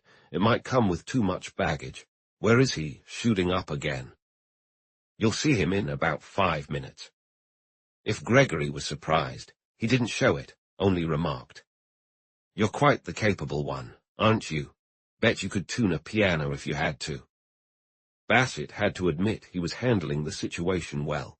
The only sign of stress was his unsteady hands as he lit a cigarette. He gave the rundown hotel where the cab stopped a mocking smile and adjusted his collar as he took it in. Not exactly broadcasting your arrival, are you? We'll make our presence known when we're ready. Don't worry. His laugh grated on Bassett's ears, but inside the building, Gregory lost some of his confidence. Strange place to find Judson Clark, he commented, and then, you might want to keep an eye on him when I go in. He might bite me. Bassett replied coolly, he's probably picky about who he bites. Even though Gregory was nervous and tense, he carried himself with a certain assurance. If he was acting, it was impressive. When he threw open the door and Gregory walked in, Clark made it clear he was not expecting this surprise visit. Well, Clark, Gregory said coolly, didn't think you'd see me today, did you? There were no handshakes exchanged as Dick turned from the window, and neither of them made any attempt to change that. Initially, there was no outright hostility. Gregory was relaxed and confident, while Dick appeared serious, and as Bassett observed, a bit impatient. From the night at his apartment, the reporter knew Dick was always fighting a passive resistance, intent on keeping Beverly out of any trouble. Behind that, Bassett sensed another internal struggle within Dick, something he couldn't quite place, but that left him somber and perpetually quiet. I was planning to find you, Dick replied to Gregory's casual greeting. Well, your friend here beat you to it, Gregory said, flashing a smile at Bassett. He's got his own ways, and they sure work. Gregory took off his overcoat, tossing it on the bed, and quickly assessed Dick. It was clear Gregory had his hopes pinned on Dick, not Bassett, whom he both hated and feared. He hated Dick too, but fear wasn't an issue. He lit a cigarette and faced Dick with a malicious grin. So here we are again, Judd, he said. But this time you're the respectable one, and I'll play the, let's say, free spirit. His tone was unmistakably insulting, and Dick picked up on it. So, you're still living off your sister, I see. Dick's contempt brought a flush to Gregory's face, and he clenched his fist, but he quickly relaxed and laughed it off. "Don't worry, Bassett," he said, keeping his gaze on Dick. "We don't like each other, but he's tougher than me. I won't hit him." Then his voice turned cold. "But remember, Clark, I couldn't care less whether you swing or not. Here's the deal. I could keep quiet, leave right now, and have you locked up in an hour if I wanted to." "But you won't," Bassett replied smoothly. "Just like you didn't last spring after you sent that little note to David Livingstone." "No, you're right. I won't. But let me make this clear, Bassett. It's not because I'm scared of you or of him. Donaldson's dead. Mellie's testimony would be useless after 10 years, even if you put him on the stand. This is about stopping you from ruining Bev's career with your bumbling unless I tell you the truth." Bassett listened intently as the story unfolded. He and Bassett were seated while Dick stood by the mantel, tall, tired, and almost disengaged. "I need to clarify my stance," he said. "I didn't like Clark, and I prevented her from marrying him. There was a time, before she met Lucas, when she almost went through with it. I wasn't around when she decided on that ridiculous trip to the Clark Ranch. We couldn't secure a New York theater until November, so they had some free time and went there. I've got her account of what happened. You can verify it with what you know." He briefly glanced at Dick. "You were pretty drunk that night, but you might remember this. She argued with Lucas at dinner and fought with you too. That's accurate, right?" "Yes." "She went to her room and started packing. Then she reconsidered and decided to persuade Lucas to leave as well. Things had begun fine but were turning sour. She went downstairs, and Mellie's, the valet, saw her. The living room was dark, but a light was shining from the billiard room door. She saw the silhouette of a man in the doorway. He had his back to her and a revolver in his hand.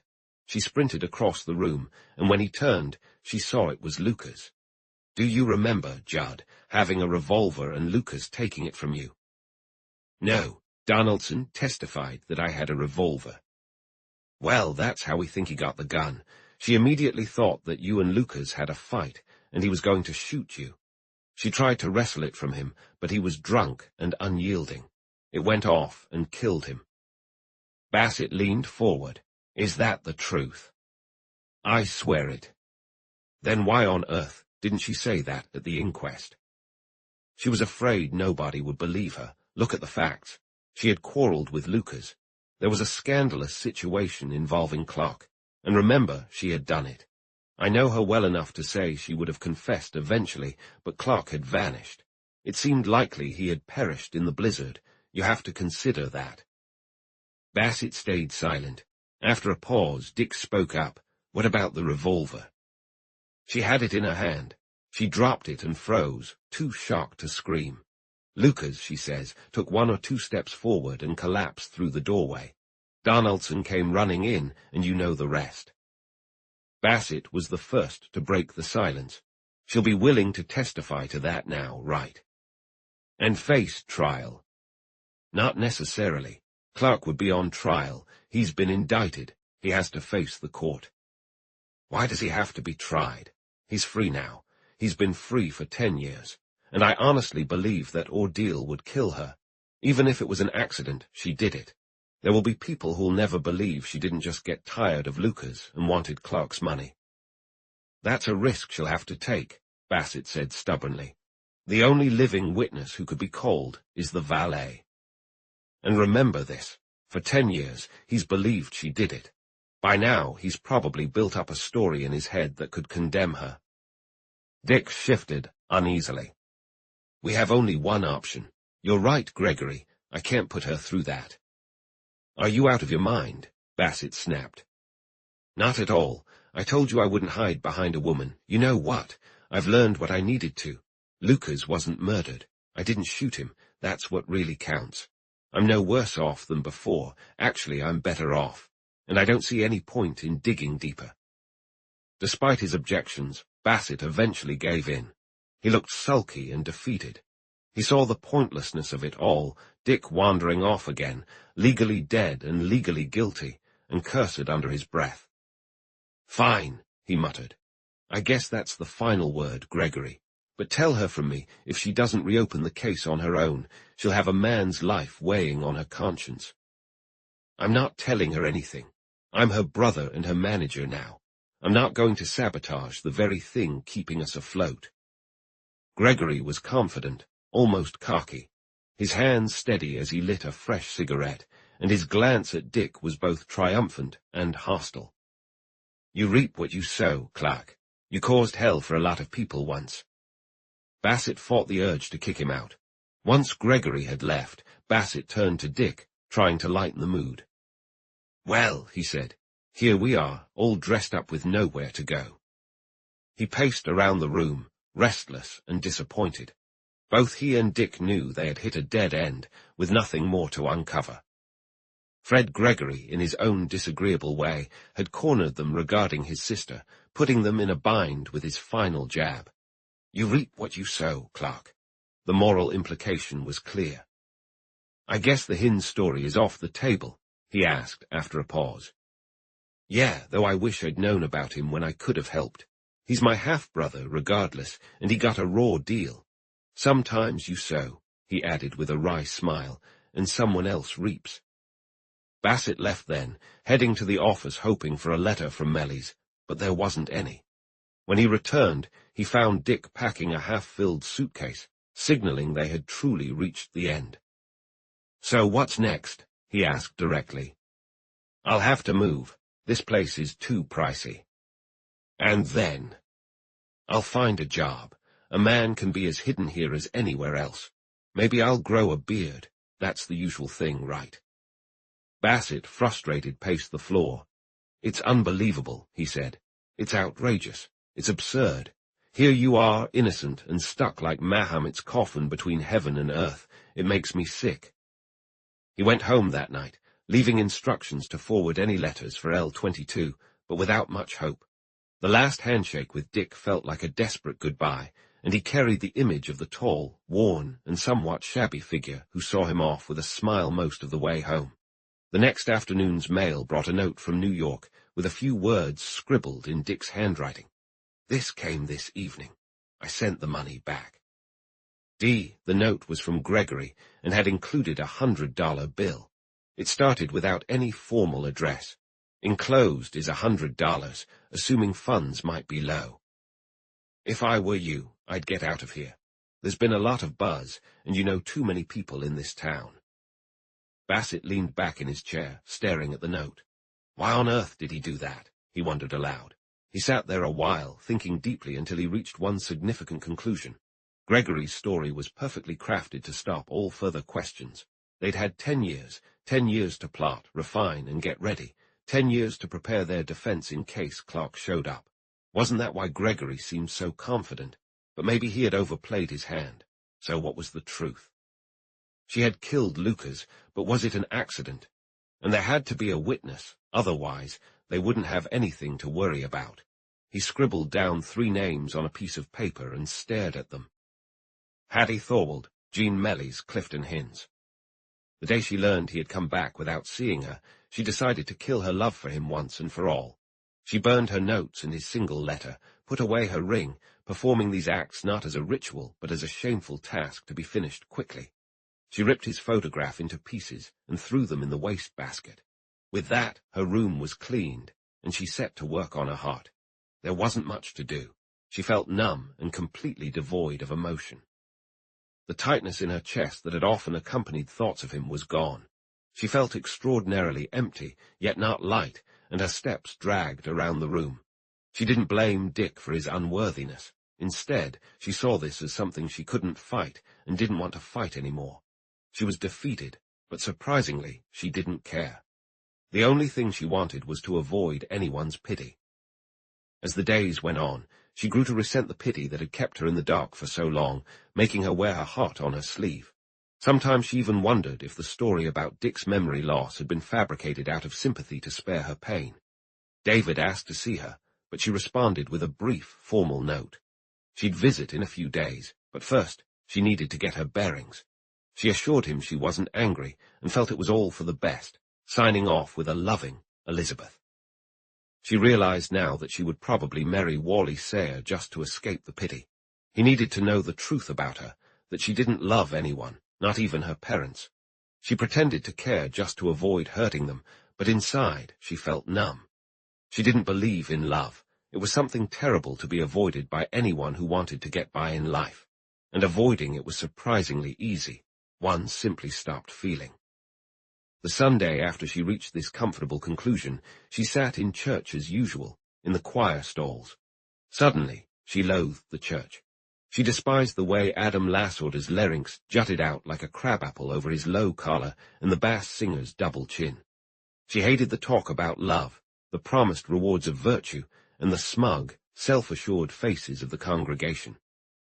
After the service, she considered handing in her resignation to the choir master, but didn't follow through. It might look, as Nina would say, like she was crushed. Crushed, that was funny. Wally Sayre was waiting for her outside, and they went to lunch together before playing a round of golf. They had a pretty entertaining game, and once she had to sit down on a bunker, laughing so hard she grew weak, as he struggled out of a pit. Crushed, indeed. The twists and turns were almost resolved now. Wally Sayre was biding his time, quite confident about the outcome. Jean Melly stumbled upon a 2-day-old newspaper and kept reading a notice addressed to him. Leslie Ward, no better or worse than most, sought adventure down East 56th Street. Meanwhile, Dick roamed the streets of New York after dusk. Once standing with his coat, collar turned up against the rain, outside the Metropolitan Club, staring at the grand painting of his father hanging above a mantelpiece. Close to Beverly now, Dick hesitated to see her. He felt no bitterness about her long silence or the exile that followed. He made excuses for her, acknowledged his role in the mess, and knew there was nothing to be gained from seeing her again. Yet, he finally decided to see her once more before leaving her in peace and success. She would understand she had nothing to fear from him. All he wanted was to satisfy his yearning by seeing her, then he would go away. Interestingly, that longing was subdued while Bassett was with him. It resurfaced only when he was alone. Still, he remained unaware that every mention of her, every picture on the big billboards fencing empty lots, everything that brought her into the present, gradually loosened her grip on his past. When he finally went to the 56th Street house, it was on a whim. He had intended to just walk by, but found himself stopping, and almost angrily made up his mind. He would push through with this ordeal and get it over with. Maybe he had underestimated it all, waited too long, hoped too intensely. Maybe the final chapter had already begun to fade. As he rang the doorbell and stepped into the familiar hallway, no excitement or anticipation stirred within him. The place was filled with memories. Upstairs, in the drawing room that stretched across the front of the house, she had told him about her engagement to Howard Lucas. Later, when he returned from Europe, he found Lucas had taken over the house, with his cigars on the table, his photos on the piano, and his books lying around. And Lucas himself, standing there confidently on the hearth rug, dressed for dinner except for a brocaded robe, casually resting a hand on Beverly's shoulder and calling her old girl. He drifted into the small room off to the right of the hall, where he used to wait to be invited upstairs, and stared out the window. He heard someone, another visitor, come downstairs, put on their coat and leave, but he was uninterested. He didn't realize Leslie Ward had stood outside the door for a moment, recognized him, and then left abruptly. He remained calm as the butler led him up the stairs. He even noticed some changes in the house, a door replaced by an arch, leaded glass in the dining room windows. But then he caught his reflection in a mirror and saw a shabby remnant of his former self. Facing her, still unexpectedly composed, he saw she had changed very little. Even the gesture she made, reaching out to him with both hands, was familiar. "Judd," she said, "oh, my dear." Seeing how deeply moved she was, he suddenly felt sorry for her, sorry for the years they had both endured, the burdens she had carried, the tears in her eyes. "Dear old Bev," he said. She leaned her head against his shoulder, crying openly, and he held her close, whispering gentle, comforting words while stroking her hair. Despite his actions, he knew life had played him another cruel joke. He felt great tenderness and deep pity for her, but he didn't love her, nor did he want to be with her. After all the suffering, waiting, and the sorrow of death and exile, he was left with nothing. Absolutely nothing. Once she regained some semblance of composure, she began, much to his unease, to humiliate herself completely. She begged for forgiveness for his long exile, looking at him with humility, and when he mentioned casually that he had been happy, she gave him a look, suggesting she thought he was lying to spare her feelings. "You're trying to make it easier for me, but I know, Judd." "I'm telling you the truth," he replied patiently.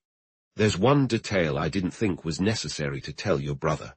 For a long time, I didn't remember anything about it. If it hadn't been for that, well, who knows? But don't think I saved you on purpose. I didn't." She sat quietly, thinking it over, twisting a ring on her finger. "What do you plan to do?" she asked after a moment. "I don't know. I'll figure something out." "You won't go back to your work?" "I don't see how I can. I'm laying low in a sort of loose, undetected way." To his great discomfort, she started crying again. She couldn't go through with it. She would return to Norada and confess everything. Fred had influenced her, but she realized she couldn't go through with it. For the first time, though, he sensed she wasn't being entirely sincere about this one thing. Her grief and humiliation had been genuine enough, but now he felt like she was putting on a show. "Let's not get into that right now," he said gently. "You've had enough for one day." He stood up awkwardly. "Are you playing tonight?" She nodded, looking up at him without saying a word. "Then it's best if you lie down and try to forget about me," he said, with a reassuring smile. "I've never forgotten you, Judd, and now, seeing you again, Her face twisted with emotion, and she kept looking at him with a pleading expression. That's when the harsh truth hit him, and the part of him that had remained detached almost found it amusing. She cared for him. She had built up an image of him from her memories, an ideal that was no more real than she was the woman of his dreams. Yet she clung to that illusion while he had seen his fall apart. "Will you promise to rest?" "Yes, if you say so."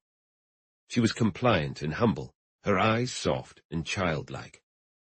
"I've suffered so much, Judd." "I know. You don't hate me, do you?" "Why should I? Just remember this. While you were bearing this burden, I was the happiest I've ever been. I'll tell you about it someday." She stood up, and he realized she expected him to embrace her again. He felt ridiculous and resentful, like he was supposed to kiss the hand that hurt him. But when she came closer, he put an arm around her shoulders. "Poor Bev," he said. "We've really messed things up, haven't we?" He patted her and let her go. Her eyes followed him as he walked out of the room. That brotherly hug had told her the truth more clearly than words ever could.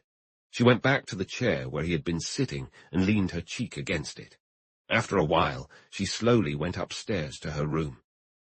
When her maid came in, she found her staring at her reflection in the mirror with a hard, critical gaze. Leslie's partner, who wandered into the hotel at 6, noted the disarray in the room. It was clear Leslie had returned, taken a bath, shaved, dressed meticulously, and then left again. Joe, with a growing sense of indignation, began to get ready himself, pulling out a shirt, searching for his evening studs, and mentally rehearsing what he intended to say to Leslie about his absence. At 6:45, Leslie walked in, wearing a top hat, a morning coat, a wilting gardenia in his buttonhole, and shoes caked with dust. "Hey, Les," Joe greeted, struggling with a stubborn stud. "Been to a wedding." "Why do you ask?" "You look like it." "I made a call, and then went for a walk." "Some walk," Joe remarked, eyeing him keenly. "What's up, Les? Did somebody turn you down?" "Mind your own business," Leslie snapped, yanking off his coat and tugging at his tie. With it still hanging loose, he faced Joe. "I need to tell you something. I trust you, and I need advice. I visited a woman this afternoon. You know her, Beverly Carlisle." Joe whistled softly. "That's not the issue," Leslie retorted defensively. "I'm not justifying myself. She's a friend. I have every right to visit if I want to." "Of course you do," Joe reassured him. Well, you know the situation at home and who Livingstone really is. The problem is, while that poor girl is home, devastated, Clark's gone back to Beverly Carlisle. How do you know? No, I saw him this afternoon at her house. He sat quietly, lost in turbulent thoughts of jealousy, fear of Nina, concern for Elizabeth, and a sense of a lost, romantic adventure. After a while, he stood up. She's a good kid, he said. I really care about her. What should I do? Joe suddenly grinned. Ah, I get it, and you can't tell her or the family where you saw him, right? Not unless I want to cause a huge scene. Joe started getting ready for dinner, moving around the room as he rang for a waiter, ordered some orange juice and ice, and then pulled out a bottle of gin from his bag. Leslie was too lost in thought to notice him or the cocktail preparations. He was brooding over how marriage seemed to build a wall against romance, made up of new responsibilities, family ties, and fear. Joe handed him a cocktail. Drink up, buddy, Joe said. When you're done, I'll give you some advice about dealing with women who have a past. Cheers to forgetting them. Leslie took the glass. Cheers, he said. He went home the next day, leaving Joe to wrap up their business in New York. His departure felt more like a retreat. After a sleepless night, he realized, just like many men before him, that his love for secret adventures wasn't stronger than his caution. The surprise encounter had jolted him. His fling with Beverly had been more about imagination and proving to himself that romance wasn't dead. He didn't have to worry about Dick Livingstone, but the encounter had highlighted the risks of his dangerous game. He was running away like a scared child. He considered various plans. One was to tell Nina the truth and deal with her tears and cold reception before going to Mr. Nola. Another was to go to Mr. Nola directly, without involving Nina, and make his humiliating admission. But Walter Nola had strict principles and would understand, better than anyone, that although Leslie had only been unfaithful in thought, there was at least some subconscious desire driving his actions. His awareness of the situation made him more cautious than necessary, and maybe a bit self-conscious.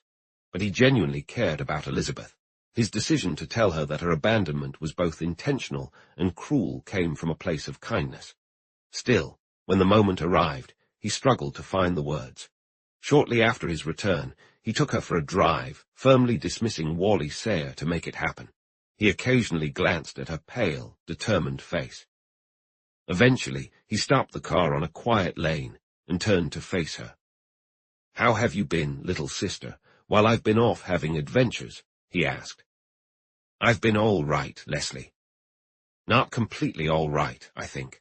Elizabeth, have you ever considered that no man is worth what you've been enduring?" "I'm fine, I tell you," she snapped. "I'm not grieving anymore. That's the truth, Les. I've accepted that he's not coming back, and I don't care. I never even think about him now." "I see," he said. "Well, that's that." But he hadn't counted on her intuition, and was shocked when she said, "Well, go on." "What do you mean, go on?" "You brought me out here to tell me something." "Not at all. I simply—" "Where is he? You've seen him." He tried to meet her eyes, failed, and cursed himself inwardly. "He's alive and well, Elizabeth. I saw him in New York." A full minute passed before she spoke again, her lips tight and her voice strained. "Has he gone back to her, to the actress he used to care about?" He hesitated, but knew he had to continue. "I'm going to tell you something, Elizabeth. It doesn't reflect well on me, but I'll have to trust you. I don't want to see you wasting your life. You've got plenty of courage and a lot of spirit." "You need to forget him," he told her before taking her home. He felt a little scared. There was something unusual about the way she reacted, a kind of stillness that might, he feared, hide deeper heartbreak. But she smiled when she thanked him and walked into the house calmly. That night, she accepted Wally Sayer. Chapter 43. A short, stout man dressed smartly paced the room, radiating a mix of subservience and self-importance. The valet's first words as he stood in the doorway were telling. "Am I speaking to the police?" "Yes and no," Bassett replied amicably. "Come have a seat. What I mean is, I'm a friend of Judson Clark, and this could be a police matter. I'm not sure yet. You're a friend of Mr. Clark's, so the report was true. He's alive, sir. Yes. The valet pulled out a handkerchief and wiped his face, clearly moved. I'm glad to hear that, very glad. I saw something in a newspaper some months ago. Where is he? In New York. Now, Mellies, I think you know something about the crime Judson Clark was accused of. You hinted at it during the inquest. Mrs. Lucas killed him. That's what she says, Bassett responded calmly, causing the valet to jump and stare. She admits it was an accident. She also admits hiding the revolver where you found it. Then you don't need me. I'm not so sure about that. The valet looked confused. Think back, Mellies. You saw her go downstairs before the shot. Later, you were certain she hid the revolver, and you searched for it again. Why? You hadn't heard her testimony at the inquest then. Clark had run away. Why didn't you think Clark did it? Because I thought she was involved with another man. I always believed she did it. Bassett nodded. That's what I figured. What made you think that? I'll tell you. She went west without a maid, so Mr. Clark hired a Swedish woman named Thorwald from a nearby ranch to help out. She lived at her own place and came over daily. One night, after Mrs. Thorwald had started home, I spotted her down the road near the irrigator's house with a man. They didn't hear me behind them, and I saw him give her a note. For one of the servants, maybe. That's what I assumed then. It wasn't my business. But I later saw the same man hanging around the house at night. Once, I even saw Mrs. Lucas with him. It was early evening, the gentlemen were out riding, and I had gone with one of the maids to a hill to watch the moon rise. They were on some rocks below in the canyon. Did you recognize him? I think it was the same man. After that, I knew something weird was going on, so I kept an eye on her. She went out at night more than once. Eventually, I told Donaldson someone was lurking around, and he set up a watch. All right, now let's focus on the night Lucas was shot. Was the Thorwald woman there? She had just left for home. So Mrs. Lucas was packing alone. Yes, I hadn't thought of that. The Thorwald woman heard the shot and came back. I remember because she fainted upstairs, and I had to carry her to a bed.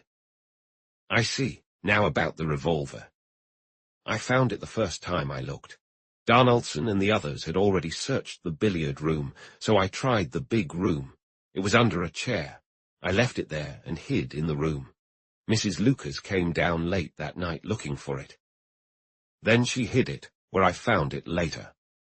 I still don't get why you didn't bring this up at the inquest, Mellies. You have to understand, sir. I'd been with Mr. Clark for years. I knew the situation well, and I believed he left that night to draw suspicion away from her and onto himself. I wasn't sure what to do. I would have told everything in court, but the trial never happened. Bassett was satisfied and fairly content. After the Frenchman left, he sat for a while, making meticulous notes and studying them.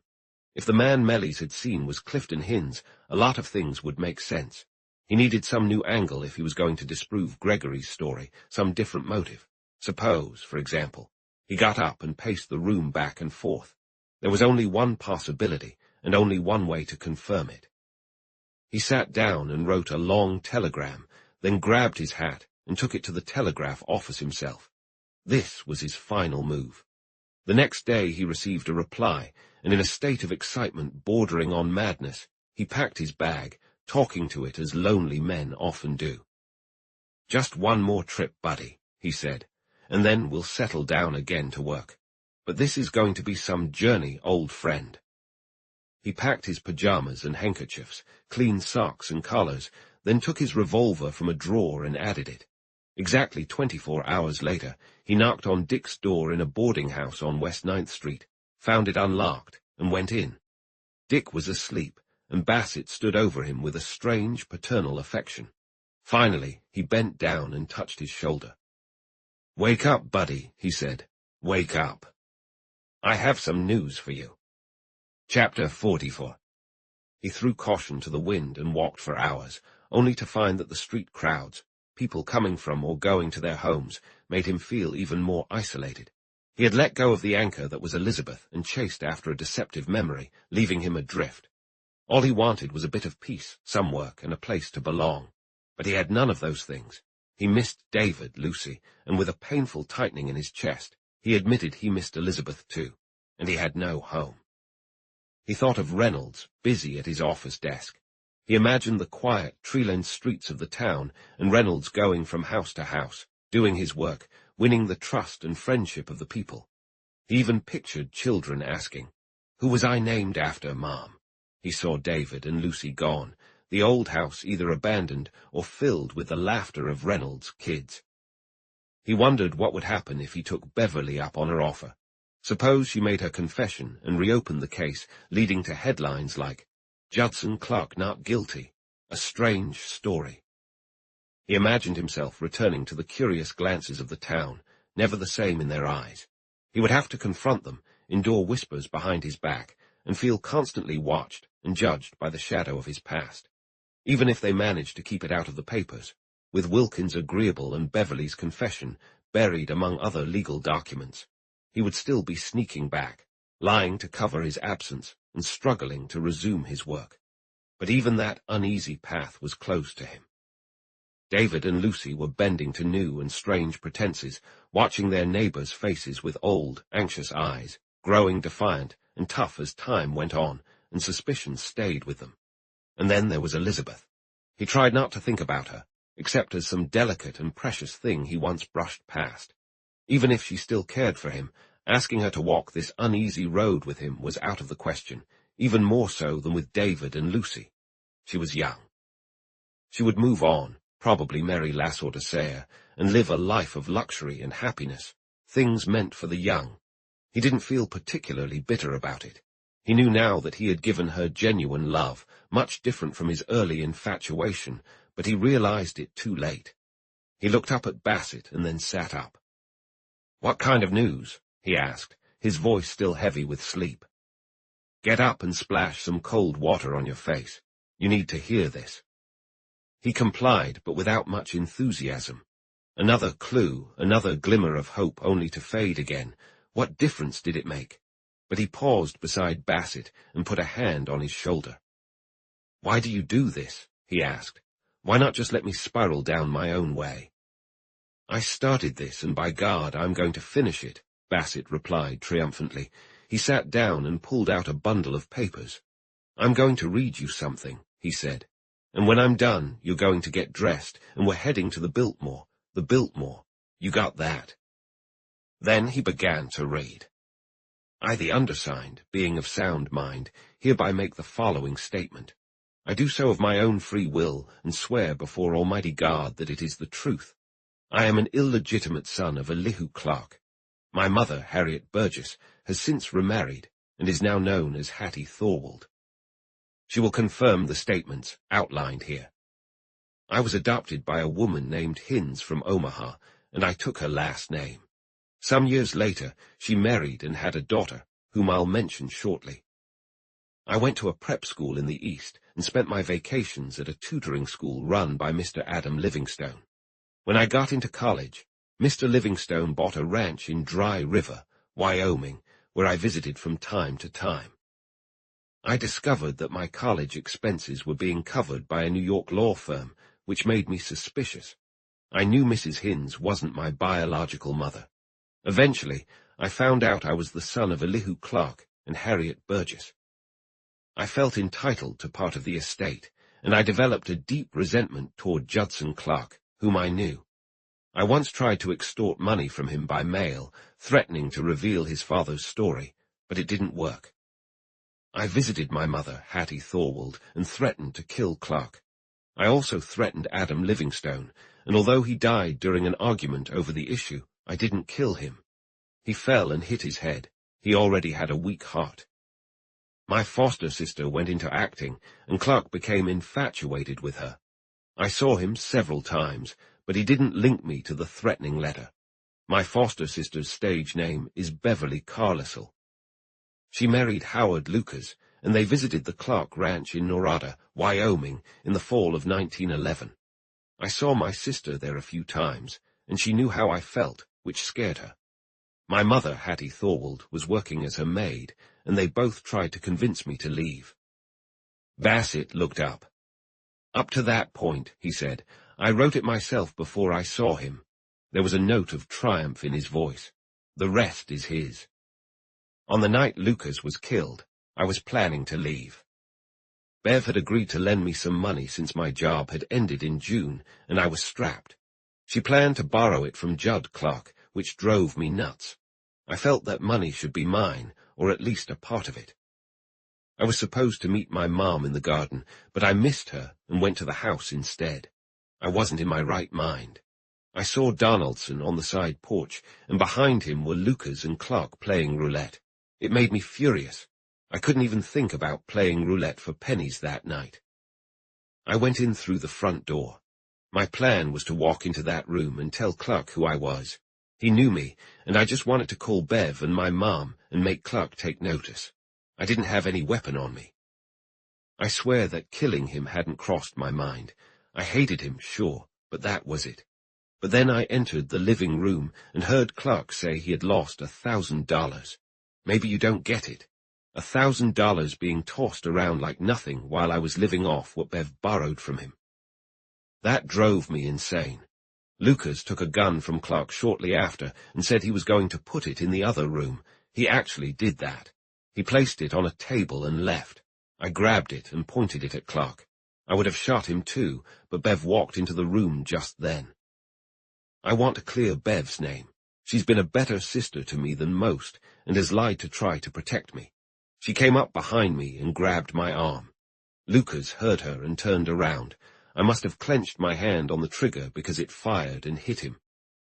I was still in the living room when Donaldson ran in. I stayed hidden until everyone had gathered around Lucas and stopped running in, then I slipped away. Later, I saw my mom on the grounds and told her about the revolver, suggesting they should stash it in the billiard room. I didn't want them to suspect Bev. I've read the above statement, and it's accurate. I was legally adopted by Mrs. Alice Ford Hinz of Omaha and use that signature. Generally, I go by the name Frederick Gregory, which I adopted during a brief stint on stage. Signed, Clifton Hines.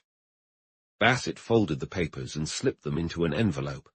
I got that, he said, with a gun in my hand, my friend, and our buddy Hinz headed for the Mexican border on the evening train. Honestly, I even saw him off. He insisted on leaving, and maybe that's for the best. He glanced at Dick, who lay still and stiff on the bed. And now, he said, a little drink won't hurt. Dick refused the drink, trying to grasp the situation, to understand that Gregory, who had confronted him with such contempt just a few days ago, was actually his half-brother. Poor guy, he finally said. I wish I'd known. He was right, you know, no wonder. Some time later, he snapped out of his deep thoughts and looked at Bassett. How did you figure it out? I met with Mellys and found out that Hinz was involved somehow. He was the link between Beverly Carlisle and the Thorwald woman. But I couldn't tie him directly to Beverly, except by a stroke of luck. I sent a wire to a contact in Omaha who discovered the second marriage and a daughter known on stage as Beverly Carlisle. Bassett was in high spirits, moving around the room, evidently pleased with himself and a bit boastful. Quite the move, Dick, he said. What do you think of Mr. Judson Clark tonight, huh? It's going to be priceless to see Wilkins' face when he reads that. There's no mention of me as Livingstone, right? No need to. Look, he burst out. You're not going to be an idiot, are you? I'm not bringing back Judson Clark, Bassett. I don't owe him anything. Let him rest in peace. Oh, come on, Bassett groaned. Don't start that again. Don't give me that Enoch Arden nonsense, staring in through windows and running off to drive a taxi. Suddenly, Dick laughed.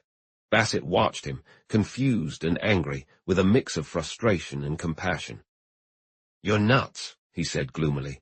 I don't get you. I've got everything lined up perfectly, and it wasn't easy. Now you say you're going to throw it all away." "Not at all," Dick replied, with a new determination in his voice. "You're right. I've been an absolute fool, but now I know what I need to do.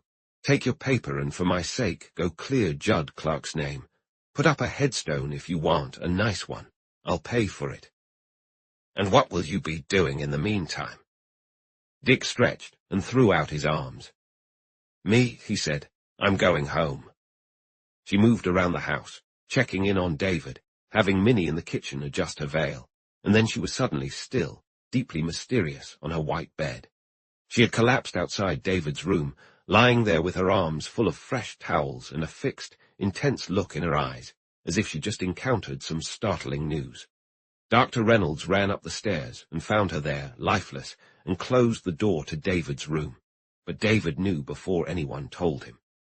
He waited until they had laid her on the bed, closed her eyes, and pulled a white coverlet over her.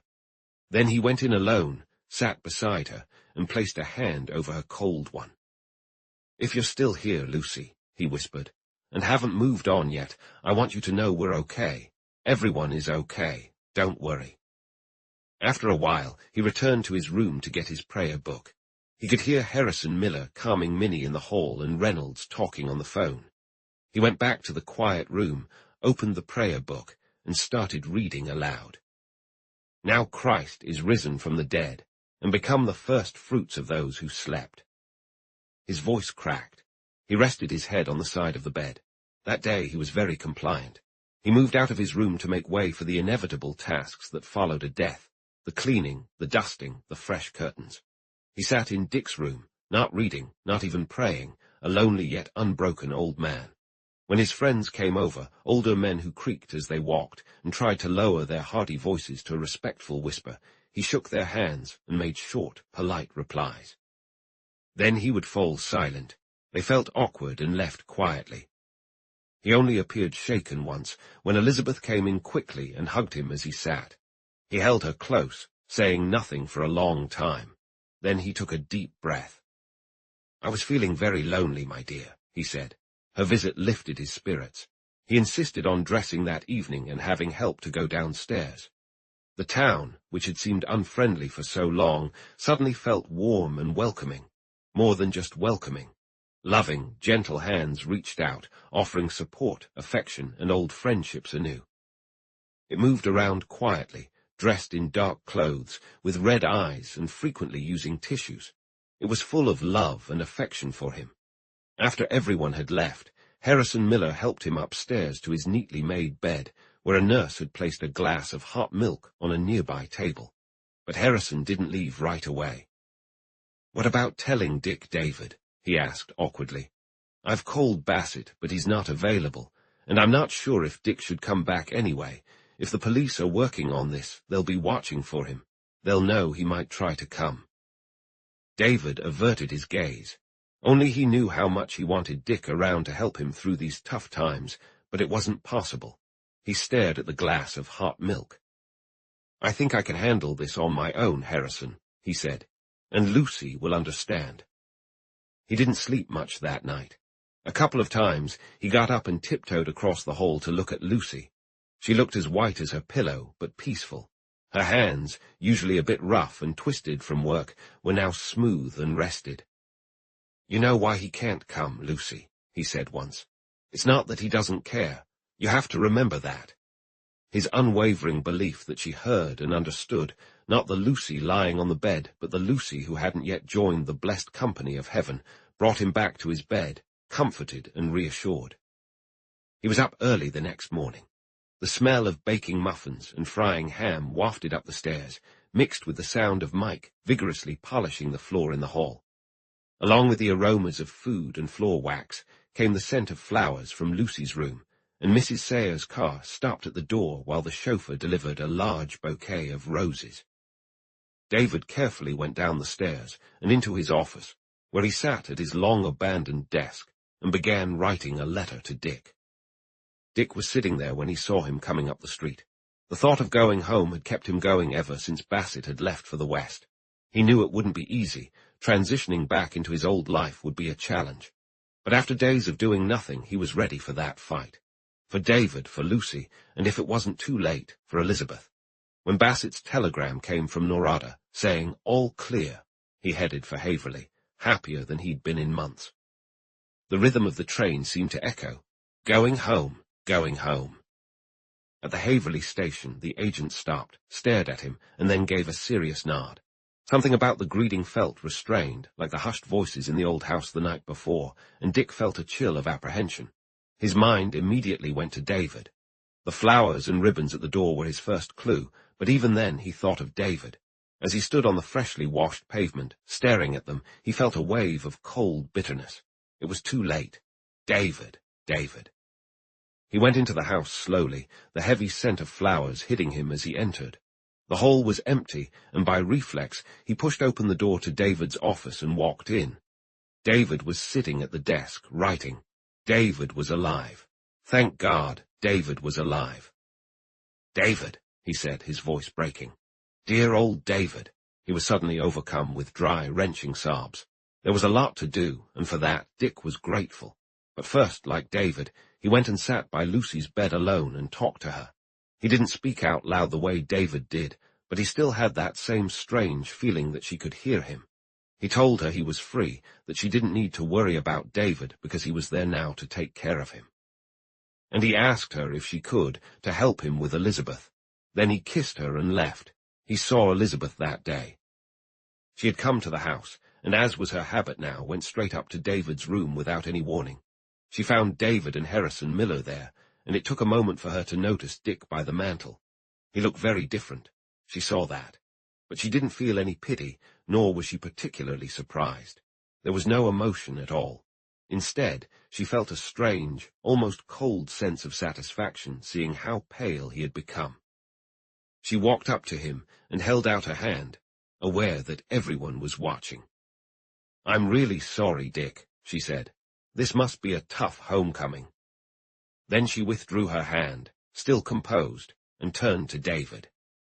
"Mother sent over some things. I'll give them to Minnie," she said, her voice clear and steady. She walked out, and they heard her going down the stairs. She was puzzled to feel her knees nearly giving way on the steps, even though she felt calm and completely unemotional. She completed her task with such poise and composure that the few women who had come to help watched her leave in silence. "Do you think she's seen him?" "She was in David's room. She must have." Mindful of Mike, they moved to Lucy's sitting room and closed the door, there to speculate and gossip. Did he know she was engaged to Wally Sayre? Would she break the engagement now? Did Dick really think he could just come back after jilting her as if nothing had happened? Because if he did... To Dick, Elizabeth's greeting had been a real shock. He hadn't known what to expect. He certainly hadn't hoped to just pick things up where he had left them. But the cold friendliness in her demeanor felt like a slap in the face. He had intended to fight to win her back, but now he realized there wouldn't even be a fight. She wasn't angry or hurt. The situation was more desperate than that. David watched until Harrison had left, then got straight to the point. "Have you ever thought about what these past months have been like for Elizabeth? She's been dealing with her own problems while this town keeps gossiping non-stop. Her pride and her heart have both taken a hit." Dick sighed. "I thought it was better not to bring it up until later," he explained.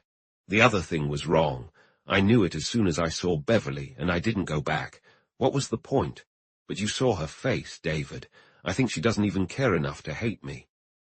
She cared enough to get engaged to Lass or to Sayre. Dick, shocked at first, let out a bitter laugh. "That really shows how much she cared," he said. His face had gone very pale. After a while, as David sat quietly, deep in thought, Dick said, "Honestly, what right did I have to expect anything else? Just a few days ago, I was nervous about meeting another woman. You can't really blame her." She waited a long time. Later, Dick made a difficult confession. "I realize now, or maybe I've always known, but the other thing was like the craving for alcohol I mentioned. I understand now that she's always been the one. You might get that, but she wouldn't. I'd crawl on my knees to make her believe it, but it's too late. Everything's too late," he added. Soon before the service, he went back to sit by Lucy's bed, but she, who had given him such wise advice so many times before, lay in peaceful repose. surrounded by flowers and unreachable. Yet she still gave him something, her own sense of peace. Just like the night she watched him disappear into the darkness from the kitchen door, he felt the familiar pull of home, not just from David, but from the house itself. The worn-out carpet on the stairs, the old rocking chair Lucy had adored, the creaky faucets in the bathroom, Mike and Minnie, the lab, all bound together in their shabby familiarity, they were home to him. They had returned, never to be lost again. Home. Gradually, their significance extended beyond just being home. They became part of a long-forgotten, yet now vivid dream and a refuge from the dull present. In that dream, Elizabeth was cherished among these familiar things. The old house was meant to be a haven for both of them. From it, and from her, he would set out every morning and return every evening, after putting in a day's work. The dream faded. Her impassive, cool morning face emerged in his mind, her eyes neither hostile nor warm, just indifferent. She had removed herself from his life, turned her youth towards youth and forgotten him. He understood and accepted it. He saw himself as she must have seen him, old and worn, scarred by the recent months, completely transformed. And she was so young. Good heavens, how young she was. Lucy was buried the next afternoon. It was raining, and the quiet procession followed Dick and the others who carried her light body under awkwardly bobbing umbrellas. Then he, David, Minnie, and Mike returned to the house, filled with that strange emptiness that follows a death, where one unconsciously listens for a voice that will never speak again, or for a familiar footfall. David didn't go upstairs. He sat in Lucy's sitting room, wearing his old frock coat and black tie, a knitted afghan across his knees.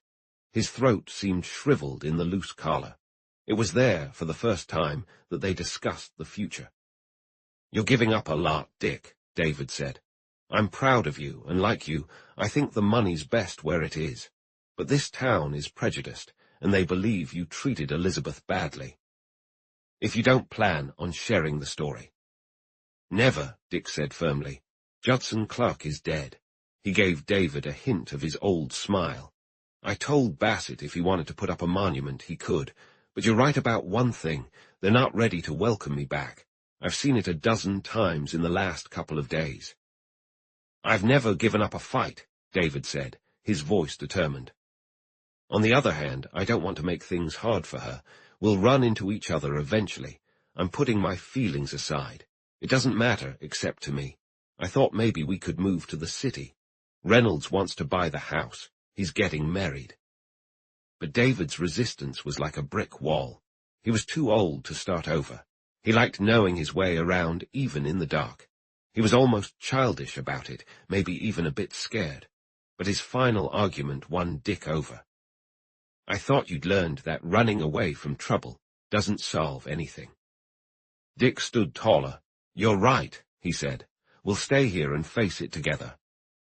He helped David up the stairs to the waiting nurse, then went into his own room. For the first time since he got back, he looked around with a sense of permanence and connection. From now on, this would be his life. He'd start his day from this bed and return to it every night. From this room, he'd go out to reclaim his place and restore the old faith in him, seeking the trust in others' eyes and the warmth of friendly handshakes. He sat by the window, feeling like he was saying goodbye to the past as he slowly and painfully recalled the last few months. The night on the mountains, Bassett asleep by the fire, the man from the cabin pinned under the tree with his face twisted in an unsettling way among the branches. Dawn in the alfalfa field, the long night trek, the boy in Chicago who recognized him. David in his old walnut bed, frail yet unyielding. And his own departure into the night, with Lucy standing in the kitchen doorway, Elizabeth and Lassor de Serre on the veranda, and himself across the street under the trees. Beverly, basking in the newfound sense of freedom. Gregory, smooth-talking and deceitful, spinning his lies and eventually escaping to safety. His half-brother.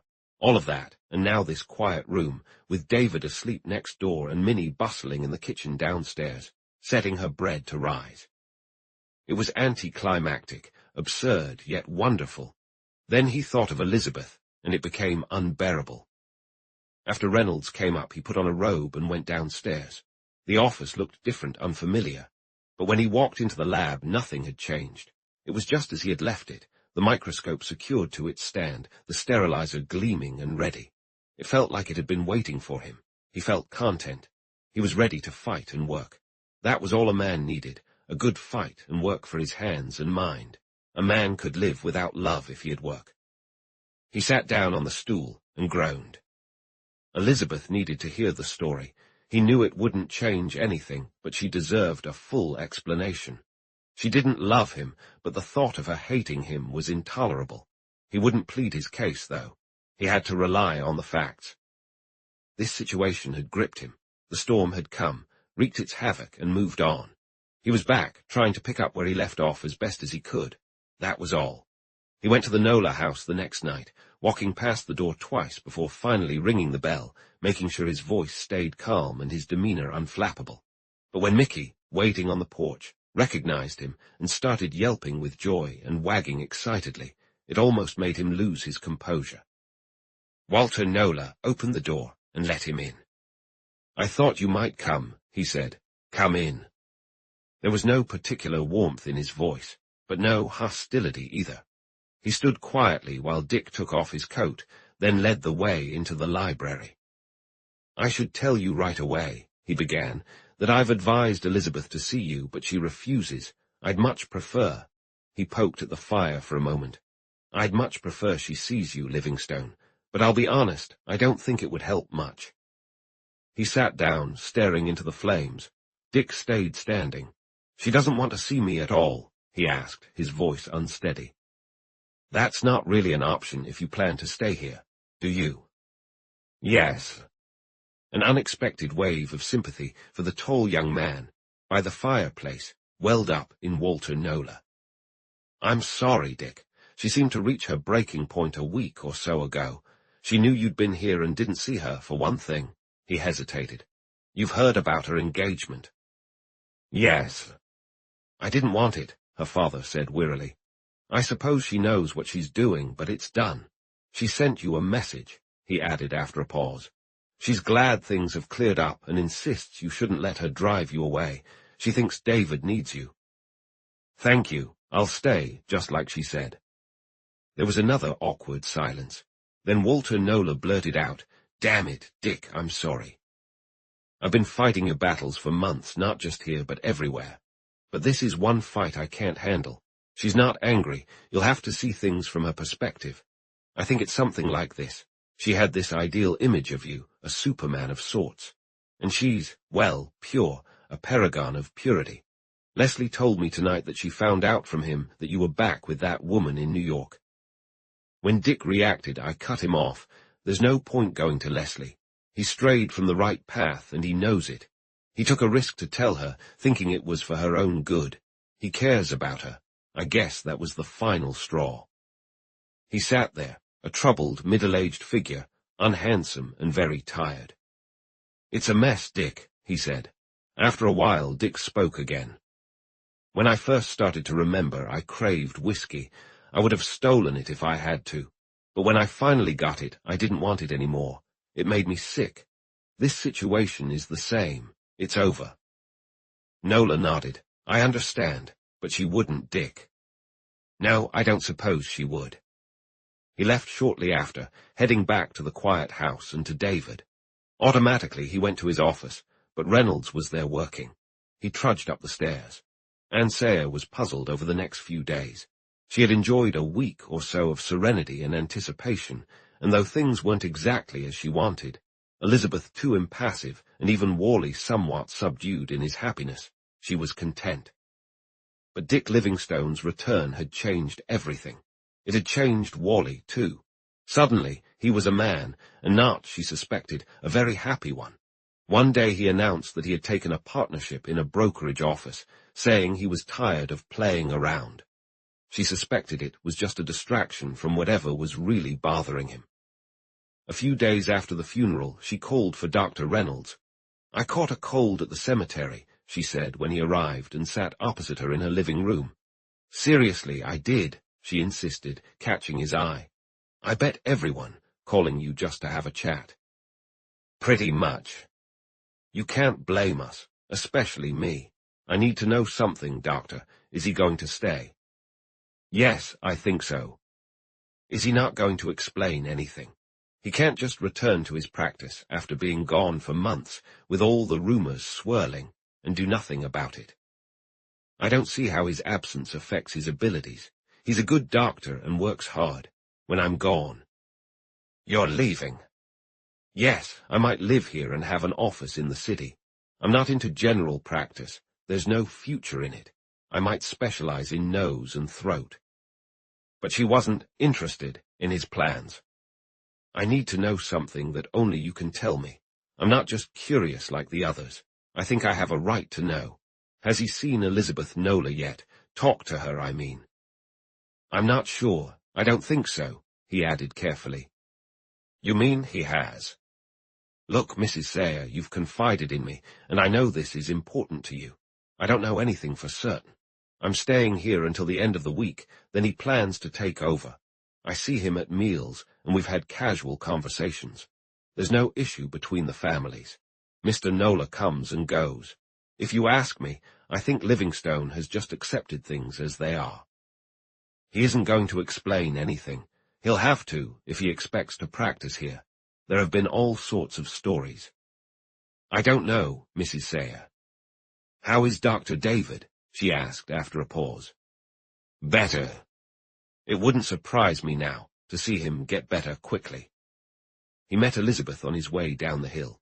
She had a strange, bright-eyed look about her, holding her head high with a touch of defiance in her eyes. He drove on, deep in thought. All this chaos and worry had led to a crushed and tragic girl and two men in an old house, gearing up for a fight so one of them could reclaim his lost place. It was bound to be a struggle. Reynolds already saw the village split into two camps, a small, determined group backing Dick and David, and a curious, neutral but wary majority who would demand proof before trusting Dick again. Elizabeth Nola unknowingly became part of this divide. In a way, it was her battle they were fighting, and Elizabeth had joined the opposition. Later that afternoon, Anne Sayre had her first real conversation with Worley since Dick's return. She led him onto the terrace, her posture defiant and her head high, and confronted him there. I see you're not going to talk to me, she said. So I'll do the talking. Has Dick Livingstone's return changed anything between you and Elizabeth? No. She's just the same with you. You have to tell me, Lassorda. I've built up so many hopes. She sensed the change in him more clearly than ever as he faced her directly, without any evasion. There's no change in her, Mother, but I think we both need to accept this. She's not in love with me. She doesn't even pretend to be. Don't tell me it's still that man. I don't know, he paced the terrace. I don't think it is, Mother. I don't think she loves anyone in that way, definitely not me, and that's the problem. He faced her again. If marrying me won't make her happy, I won't bind her to it. You'll have to back me on this, Mom. I'm not always as strong as I seem. That heartfelt appeal moved her deeply. I'll help as much as I can if you ever need it, she replied, and slowly made her way back into the house. Now Dick was back. Though he mourned Lucy, he knew their separation wouldn't be permanent, and wherever she was, she'd understand. He took comfort in that. David saw his work and felt it was good. There was no sign of weakness or hesitation in the man sitting across from him at the table or storming in and out of the house as he used to. But still, he wasn't content. Initially, just having Dick around was enough. To stop by his room and see him there, busy with the mundane task of getting dressed or undressed, to sometimes put a reassuring hand on his shoulder, to hear him tinkering in the lab again, and to be called over to look at various samples that Dick found so important and impressive. But he could tell that beneath Dick's cheerful exterior, he was struggling, and there was nothing he could do. Nothing. David secretly watched the papers for news of Elizabeth's engagement, each day relieved when it didn't appear. He also kept another secret. He didn't tell Dick when her ring was returned. Annie had delivered the box without a letter, and the cruelty of it enraged David. He stormed into his office and locked the ring away, determined to spare Dick that extra pain when he already had enough to deal with. Things weren't going well. It was a silent battle. Each side had dug in, entrenched, just waiting. It was a standoff, where the main players sometimes crossed paths in town, nodded to each other, and moved on. The town felt sorry for David and still liked him, but they couldn't stand his stubbornness. They basically said that they'd be cool with him once he stopped seeing Dick's enemies as his own. But privately, they whispered that Dick's disappearance was shameful, and he must have treated Elizabeth horribly. There was no way they'd be friends with him. They ignored him, but still watched. Dick knew that when he walked down the streets, people peeked at him from behind their curtains and gossiped. Sometimes, during his evening walks, he noticed a row of cars in front of houses he used to visit, signaling a party he wasn't invited to. He never told David. Only when David was affected did Dick get angry and start to question if coming back was a good idea. It hurt to see David give up his church, read morning prayers alone at home on Sundays, and fall silent when old friends were mentioned. On the surface, things seemed the same.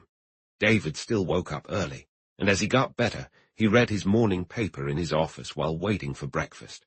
Dr. Reynolds was gone, and the desk in Dick's office was back where it belonged. In the mornings, Mike would oil the car in the stable and wash it, his old pipe clenched in his teeth, while the sounds of pots and dishes mixed with the smell of frying sausages came from the kitchen. Dick would splash in the shower and shave in front of a mirror with a cracked glass in the bathroom. But he no longer sang. The house was eerily quiet.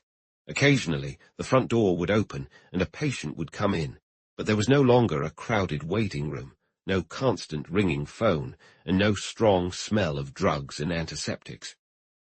Dick reviewed the books just before Christmas and started to worry about how long they could keep fighting their losing battle.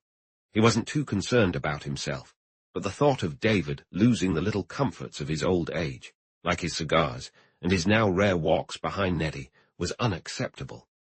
Dick considered his inheritances and questioned whether he had bought his peace at too high a cost for David.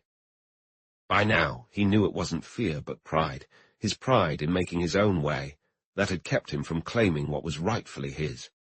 Occasionally, he wanted to let Bassett reveal the truth to clear his name, and then whisk David away to some luxurious place. But he always stopped at the thought of David feeling homesick and regretting it. This irony made him laugh bitterly.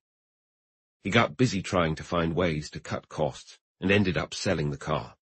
Reynolds, who was about to get married and setting up an office in the city, bought it. He had it painted a bright blue and flaunted his nightly visits to the Tessler house by parking it in front. Dick would often see the car during his long countryside walks, parked outside a farmhouse, realizing that their isolation extended beyond town limits. By Christmas, it was clear that cutting expenses further was necessary, and reluctantly they decided to let Mike go. With a heavy heart, Dick went to the stable while David stayed inside, miserable about what was happening. However, Mike wasn't ready to be dismissed. "So you're firing me?" he asked, putting down one of David's boots in angry surprise. "Well, I'm telling you you're not. We can't pay you any more, Mike, and now that the car, gone. I'm not worried about pay. I'm not going, and that's final. Who's going to take care of his boots and everything?" David called Mike in that night and fired him again, this time very firmly. Mike didn't say a word and just left, but the next morning there he was, scrubbing the sidewalk like usual. They eventually gave up trying to get rid of him. Occasionally, Dick and Elizabeth would run into each other on the street. She'd nod at him and keep walking. During those moments, it was hard to believe that he had once held her in his arms, and she had looked at him with such love and devotion. Those brief encounters hurt so much that he started watching for her to avoid them. Sometimes he wished she would marry Lassorter quickly, so he'd be forced to accept what, deep down, he knew he still hadn't come to terms with. Sometimes he got really angry at her and felt resentful, but those feelings faded when he went over the unavoidable events that led to their breakup. It was nonsense to say that love never died. She had loved him, and now nothing was as dead as that love. At least he had been spared one thing. He had never seen her with Wally Sayer. Then, one day, while he was walking to make a rare house call in the country, they drove past together in Wally's shiny car. The shark sent him stumbling into a fence, glaring after them, shaking with anger. Late in November, Elizabeth left for a trip, giving him a bit of a break. But the stress was getting to him, and Bassett, stopping by on his way to dinner at the Nolas, told him straight up. "You look awful," he said. "This is no time to fall apart, especially after you've fought so hard and won." "I'm fine. I just haven't been sleeping well, that's all." "What about the business?" "People coming around." "Not really," Dick said. "It's still early, though." After dinner at the Nolas, when Walter went off to a church meeting, Bassett vented his frustrations to Margaret about the whole situation. "I see it this way," he said. "He's done something amazing, way more than I or anyone around here would. He gave up a fortune, enough to settle a national debt. If he had come back as Judson Clark with all that money, no one would care about his past. They'd worship him. It's nauseating." He glanced over at her. "You too, Mrs. Nola. I'm not blaming you, it's just human nature. But it's the reality." "Maybe, I don't know." "They're going to push him out again. He came back to build a life for himself, like a real man, not for his past, but for who he is now. But they'll drive him off, you watch." Later, more calmly, he brought up Elizabeth. "You can't ignore this, Mrs. Nola. As long as she's keeping her distance and you're backing her up, the town's going to side with her. She might not realize it, but that's the case. It all rests on her. If he were the man he is, I'd say his fate depends on her. I'm not saying she should take him back. It's too late for that, especially if she's engaged. But a bit of friendliness wouldn't hurt. You too, do you ever have him over?" "How can I, considering everything?" "Just be friendly," he urged. "That's not asking much. He'd probably hate me for saying this, but I'm straightforward, and I know this. What this house does, the rest of the town will follow." "I'll talk to Mr. Nola. I don't know. I'll say this, Mr. Bassett. I won't make her miserable. She's been through a lot, and sometimes I think her life is ruined." "She's really changed." "If she's hurting, could it mean she cares for him?" Margaret didn't think so. She was so calm it was almost unsettling. "He gave her a ring, and just the other day I found it tossed in a drawer with random stuff. I haven't seen it since. Maybe she sent it back." Elizabeth came home just before Christmas, clearly happy to be back and gentle with everyone. She immediately started on the gifts, wrapping them with meticulous care, adding a tiny sprig of holly to each ribbon and writing cards neatly. She hung up wreaths and decorated the house, and when she finished, she went to her room and sat there, not thinking about anything. She just didn't think any more. Wally had sent her a flexible diamond bracelet as a Christmas gift, and it lay in its box on her table. She was thankful, but she hadn't worn it. On the morning before Christmas, Nina came in with her arms full of packages and her eyes bright and a bit fearful. She had some news. She hadn't been thrilled about it at first, but Leslie was ecstatic. He was so pleased he was already getting her that sable cape she wanted. He seemed like a different person, and it would be happening in July. Elizabeth kissed her. It all felt so unreal, just like everything else. She wondered why Leslie was so excited, or why her mother was crying. Was there something odd about her, that it all seemed so minor and insignificant? But then again, what was truly important? Getting up in the morning, eating at intervals, and going to bed at night. That children were born, needed to be fed, washed, looked after, cried a lot, and occasionally got sick. She wished she could feel something, could think it mattered whether Nina picked pink or blue for her baby clothes, how much she should walk each day, and if the chauffeur drove carefully enough. She wished she cared if it was going to rain tomorrow or not, if someone was coming or not coming. And she wished desperately that she could care for Wally or get over the feeling that she had saved her pride at a cost to him she couldn't bear to think about. After a while, she went upstairs and put on the bracelet. Later that afternoon, she went out to buy some wool to make an afghan, easing her conscience towards Nina. She started working on it that evening while waiting for Wally, wondering if someday she'd be making an afghan for her own child. Hers and Lass Odyssea's. Suddenly, she knew she would never marry him. She faced the future with all that it implied, and knew she couldn't do it. It was horrifying that she had even considered it. Telling Wally would be painful, but not as terrible as the alternative. She realized, with the same clarity she had judged Dick, that she too was leaving a trail of wrecked lives behind her. She too was going her own way, raising unfulfilled hopes and moving on. Just like that evening, Christmas Eve, she told Wally she wouldn't marry him. She said it gently, right after he tried to embrace her. She wouldn't let him. "I don't know what's come over you," he said gloomily, "but I'll leave you alone if that's how you feel." "I'm sorry, Wally. It makes me shiver." In some way he was prepared for it, but he still begged for more time, for a less definite rejection. But for the first time, she was impatient with his pleas. "I don't want to keep going over it, Wally. I'll take the blame. I should have done it long ago." She spoke softly, almost tenderly, but when he accused her of ruining his life, she just gave a faint smile. "You think that now, and don't think I'm not sorry I am. I hate breaking the rules, as you put it. But the truth is, you won't keep caring once you realize I don't. That's just how it is." "Do you know what I think?" he burst out. "I think you're still obsessed with Livingstone. You're so obsessed with him that you don't even realize it." But she simply smiled her cool smile and continued knitting. After that, he managed to compose himself, maybe still clinging to some hope. It was clear she hadn't flinched at Dick's name, and he told her earnestly that he only wanted her to be happy. He didn't want her unless she wanted him. He would always love her. "Not always," she replied with chilling certainty. "Men are not like women, they forget." After he left, she wondered what had made her say that. She didn't tell the family that night. They were preoccupied with their own concerns, Nina's upcoming motherhood, wrapping gifts behind closed doors, and the final touches on the tree in the library. Leslie had started the phonograph, and it was playing Still Nacht, Heilige Nacht. Silent night, holy night, but only within her was there a silence that wasn't holy.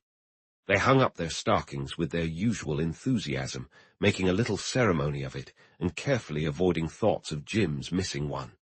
They turned it into a bit of an event, and Leslie asked for one of Nina's baby socks and pinned it up.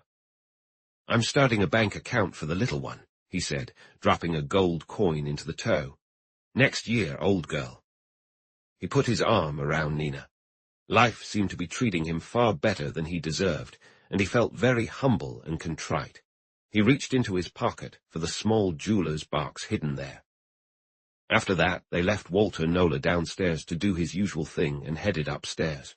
Walter tackled the stockings like a pro, an orange in each toe, a box of candy, a toy for old time's sake, and then all the little trinkets he'd been gathering and stashing in his desk for days. Surprisingly, there were just as many stockings this year as last. Instead of Jim's, there was a tiny one for Nina's baby. That's just how life went. For everything he took, he also gave. Walter settled into his deep chair and looked up at the comically bulging stockings. If he believed in the idea of giving and taking away, then he had to believe that Jim was in some sort of boyish heaven, full of joy and activity. After a while, he got up and went to his desk, carefully putting pen to paper. "Dearest, you'll find this in your stocking in the morning when you get up for the early service. I want you to think about it in church. It's filled with love and worry. Life isn't very long, my dear, and we don't have time for anger or bitterness. A little work, a little sleep, a little love, and it's all over.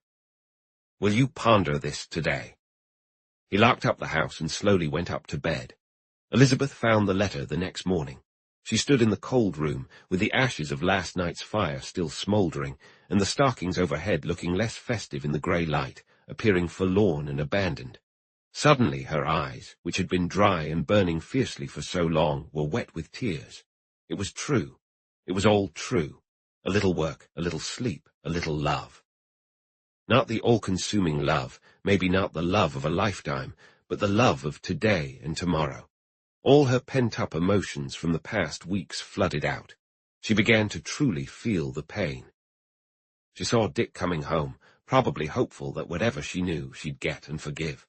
But she knew she'd disappoint him, feeling cold and distant, not big or brave enough to meet him halfway.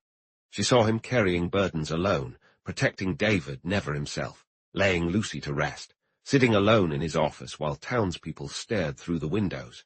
Even after surviving storms, he couldn't find peace. She wandered into the empty street, thinking he was at the early service. She didn't see him, but felt his unspoken thoughts about her again. He was there, in the shadowy back pew with Lucy's prayer book in hand, none of the day's peace touching his heart. He knelt and stood with the others. O God, who makest us glad with the yearly remembrance of the birth of thy Son. Chapter 48. On Christmas morning he didn't get up. Dick, searching for him after a barely touched breakfast, found him still in bed and questioned him with concern. I'm fine, he insisted. Just tired, Dick, tired of fighting. You're young. You can carry on and win, but I won't see it. They're stronger than us. Later he explained more. He had kept faith and bravely run the race set before him, staying up nights and fighting for them. But he couldn't fight against them anymore. Dick went back downstairs, shut himself in his office and paced the floor. David was right. This was breaking him. He seriously contemplated leaving town, taking David with him and claiming his inheritance. They could travel, consult experts in Europe, try treatments there. The doorbell rang. He heard Minnie's voice in the hall, not too friendly, and her knock at the door. Someone in the waiting room, she called. When he opened the connecting door, he found Elizabeth there, pale and frightened, breathless and very still. It took him a moment to find his voice. Then, I guess you want to see David. I'm sorry, but he's not well today. He's still in bed. I didn't come to see David, Dick. I can't imagine you want to see me, Elizabeth. I do, if you don't mind. He stood aside and let her into the rear office, but he wasn't fooled. Not him. He'd had enough. He knew why she'd come, out of the kindness of her heart. She was so small. Good heavens, a man could crush her to nothing. She had come because she felt sorry for him, and she had brought forgiveness. It was just like her. It was fine. It was damnable. His voice hardened for fear it might be soft. Is this a professional visit, or a Christmas call, Elizabeth? Or maybe I shouldn't call you that. A Christmas call. You know what I mean, the day of peace. The day, what do you think I'm made of, Elizabeth? To have you here, gentle and good and kind. He stood over her, tall and almost threatening. You've been to church, and you've been thinking things over, I know. I was there. I heard it all. Peace on earth, goodwill to men. Rubbish. Peace when there is no peace. Goodwill. I don't want your peace and goodwill. She looked up at him, timidly. You don't want to be friends, then? No, 1,000 times no, he said violently. Then, more gently, I'm making a fool of myself. I want your peace and goodwill, Elizabeth. God knows I need them. You scare me, Dick, she said slowly. I didn't come to bring forgiveness, if that's what you think. I came. Don't tell me you came to ask for it. That would be more than I can handle. Can you listen to me for a bit, Dick? I'm not great at explaining things, and I'm a bit nervous. You can probably tell. She tried to smile at him. A little work, some sleep, a bit of love. That's what life is, right? He was watching her closely. Work and challenges, and a long rest at the end. We should be grateful for that. That's life, too. Love. Not everyone finds love. Despair swamped her. He was making this so difficult. She couldn't continue. I didn't come in peace, she said, her voice shaking. But if you don't want it, she stood up. I need to say this before I go. I blame myself. I don't blame you. If you think I came to forgive you, you're mistaken. She was making her way towards the door. Elizabeth, why did you come? She turned to him, her hand on the doorknob. I came because I wanted to see you again. He quickly followed her and grabbed her arm, turning her to face him. And why did you want to see me again? You can't still care for me. You know the story. You know I was here and didn't see you. You've seen Leslie Ward. You know my past. What you don't know. He looked deep into her eyes. A little work, a little sleep, a little love, he repeated. What did you mean by that? Just that, she said simply. But not a little love, Dick. Maybe you don't want me now. I don't know. I've suffered so much that I can't be sure of anything. Want you, he exclaimed, more than anything in this world. Bassett was at his desk in the office. It was late. and the night editor, seeing him reading the early edition with his feet on the desk, brought over his coffee and donuts and sat down with him. "One day," he said, "I'm going to get that Clark's story out of you. If it wasn't you who turned up the confession, I'll eat it." Bassett yawned. "Think whatever you want," he said casually. "Were you covering for someone? No. What's the deal then?" Bassett didn't respond. He picked up the paper and pointed to an article with his pencil. "Seen this?" The night editor read it, looking confused. He looked up. "What's this got to do with the Clark case?" "Nothing. They're nice folks, though. I know both of them." When the night editor walked away, a bit offended, Bassett picked up the paper and reread the announcement. Mr. and Mrs. Walter Nola of Haverly announced the engagement of their daughter, Elizabeth, to Dr. Richard Livingstone. He sat there for a long time, staring at it.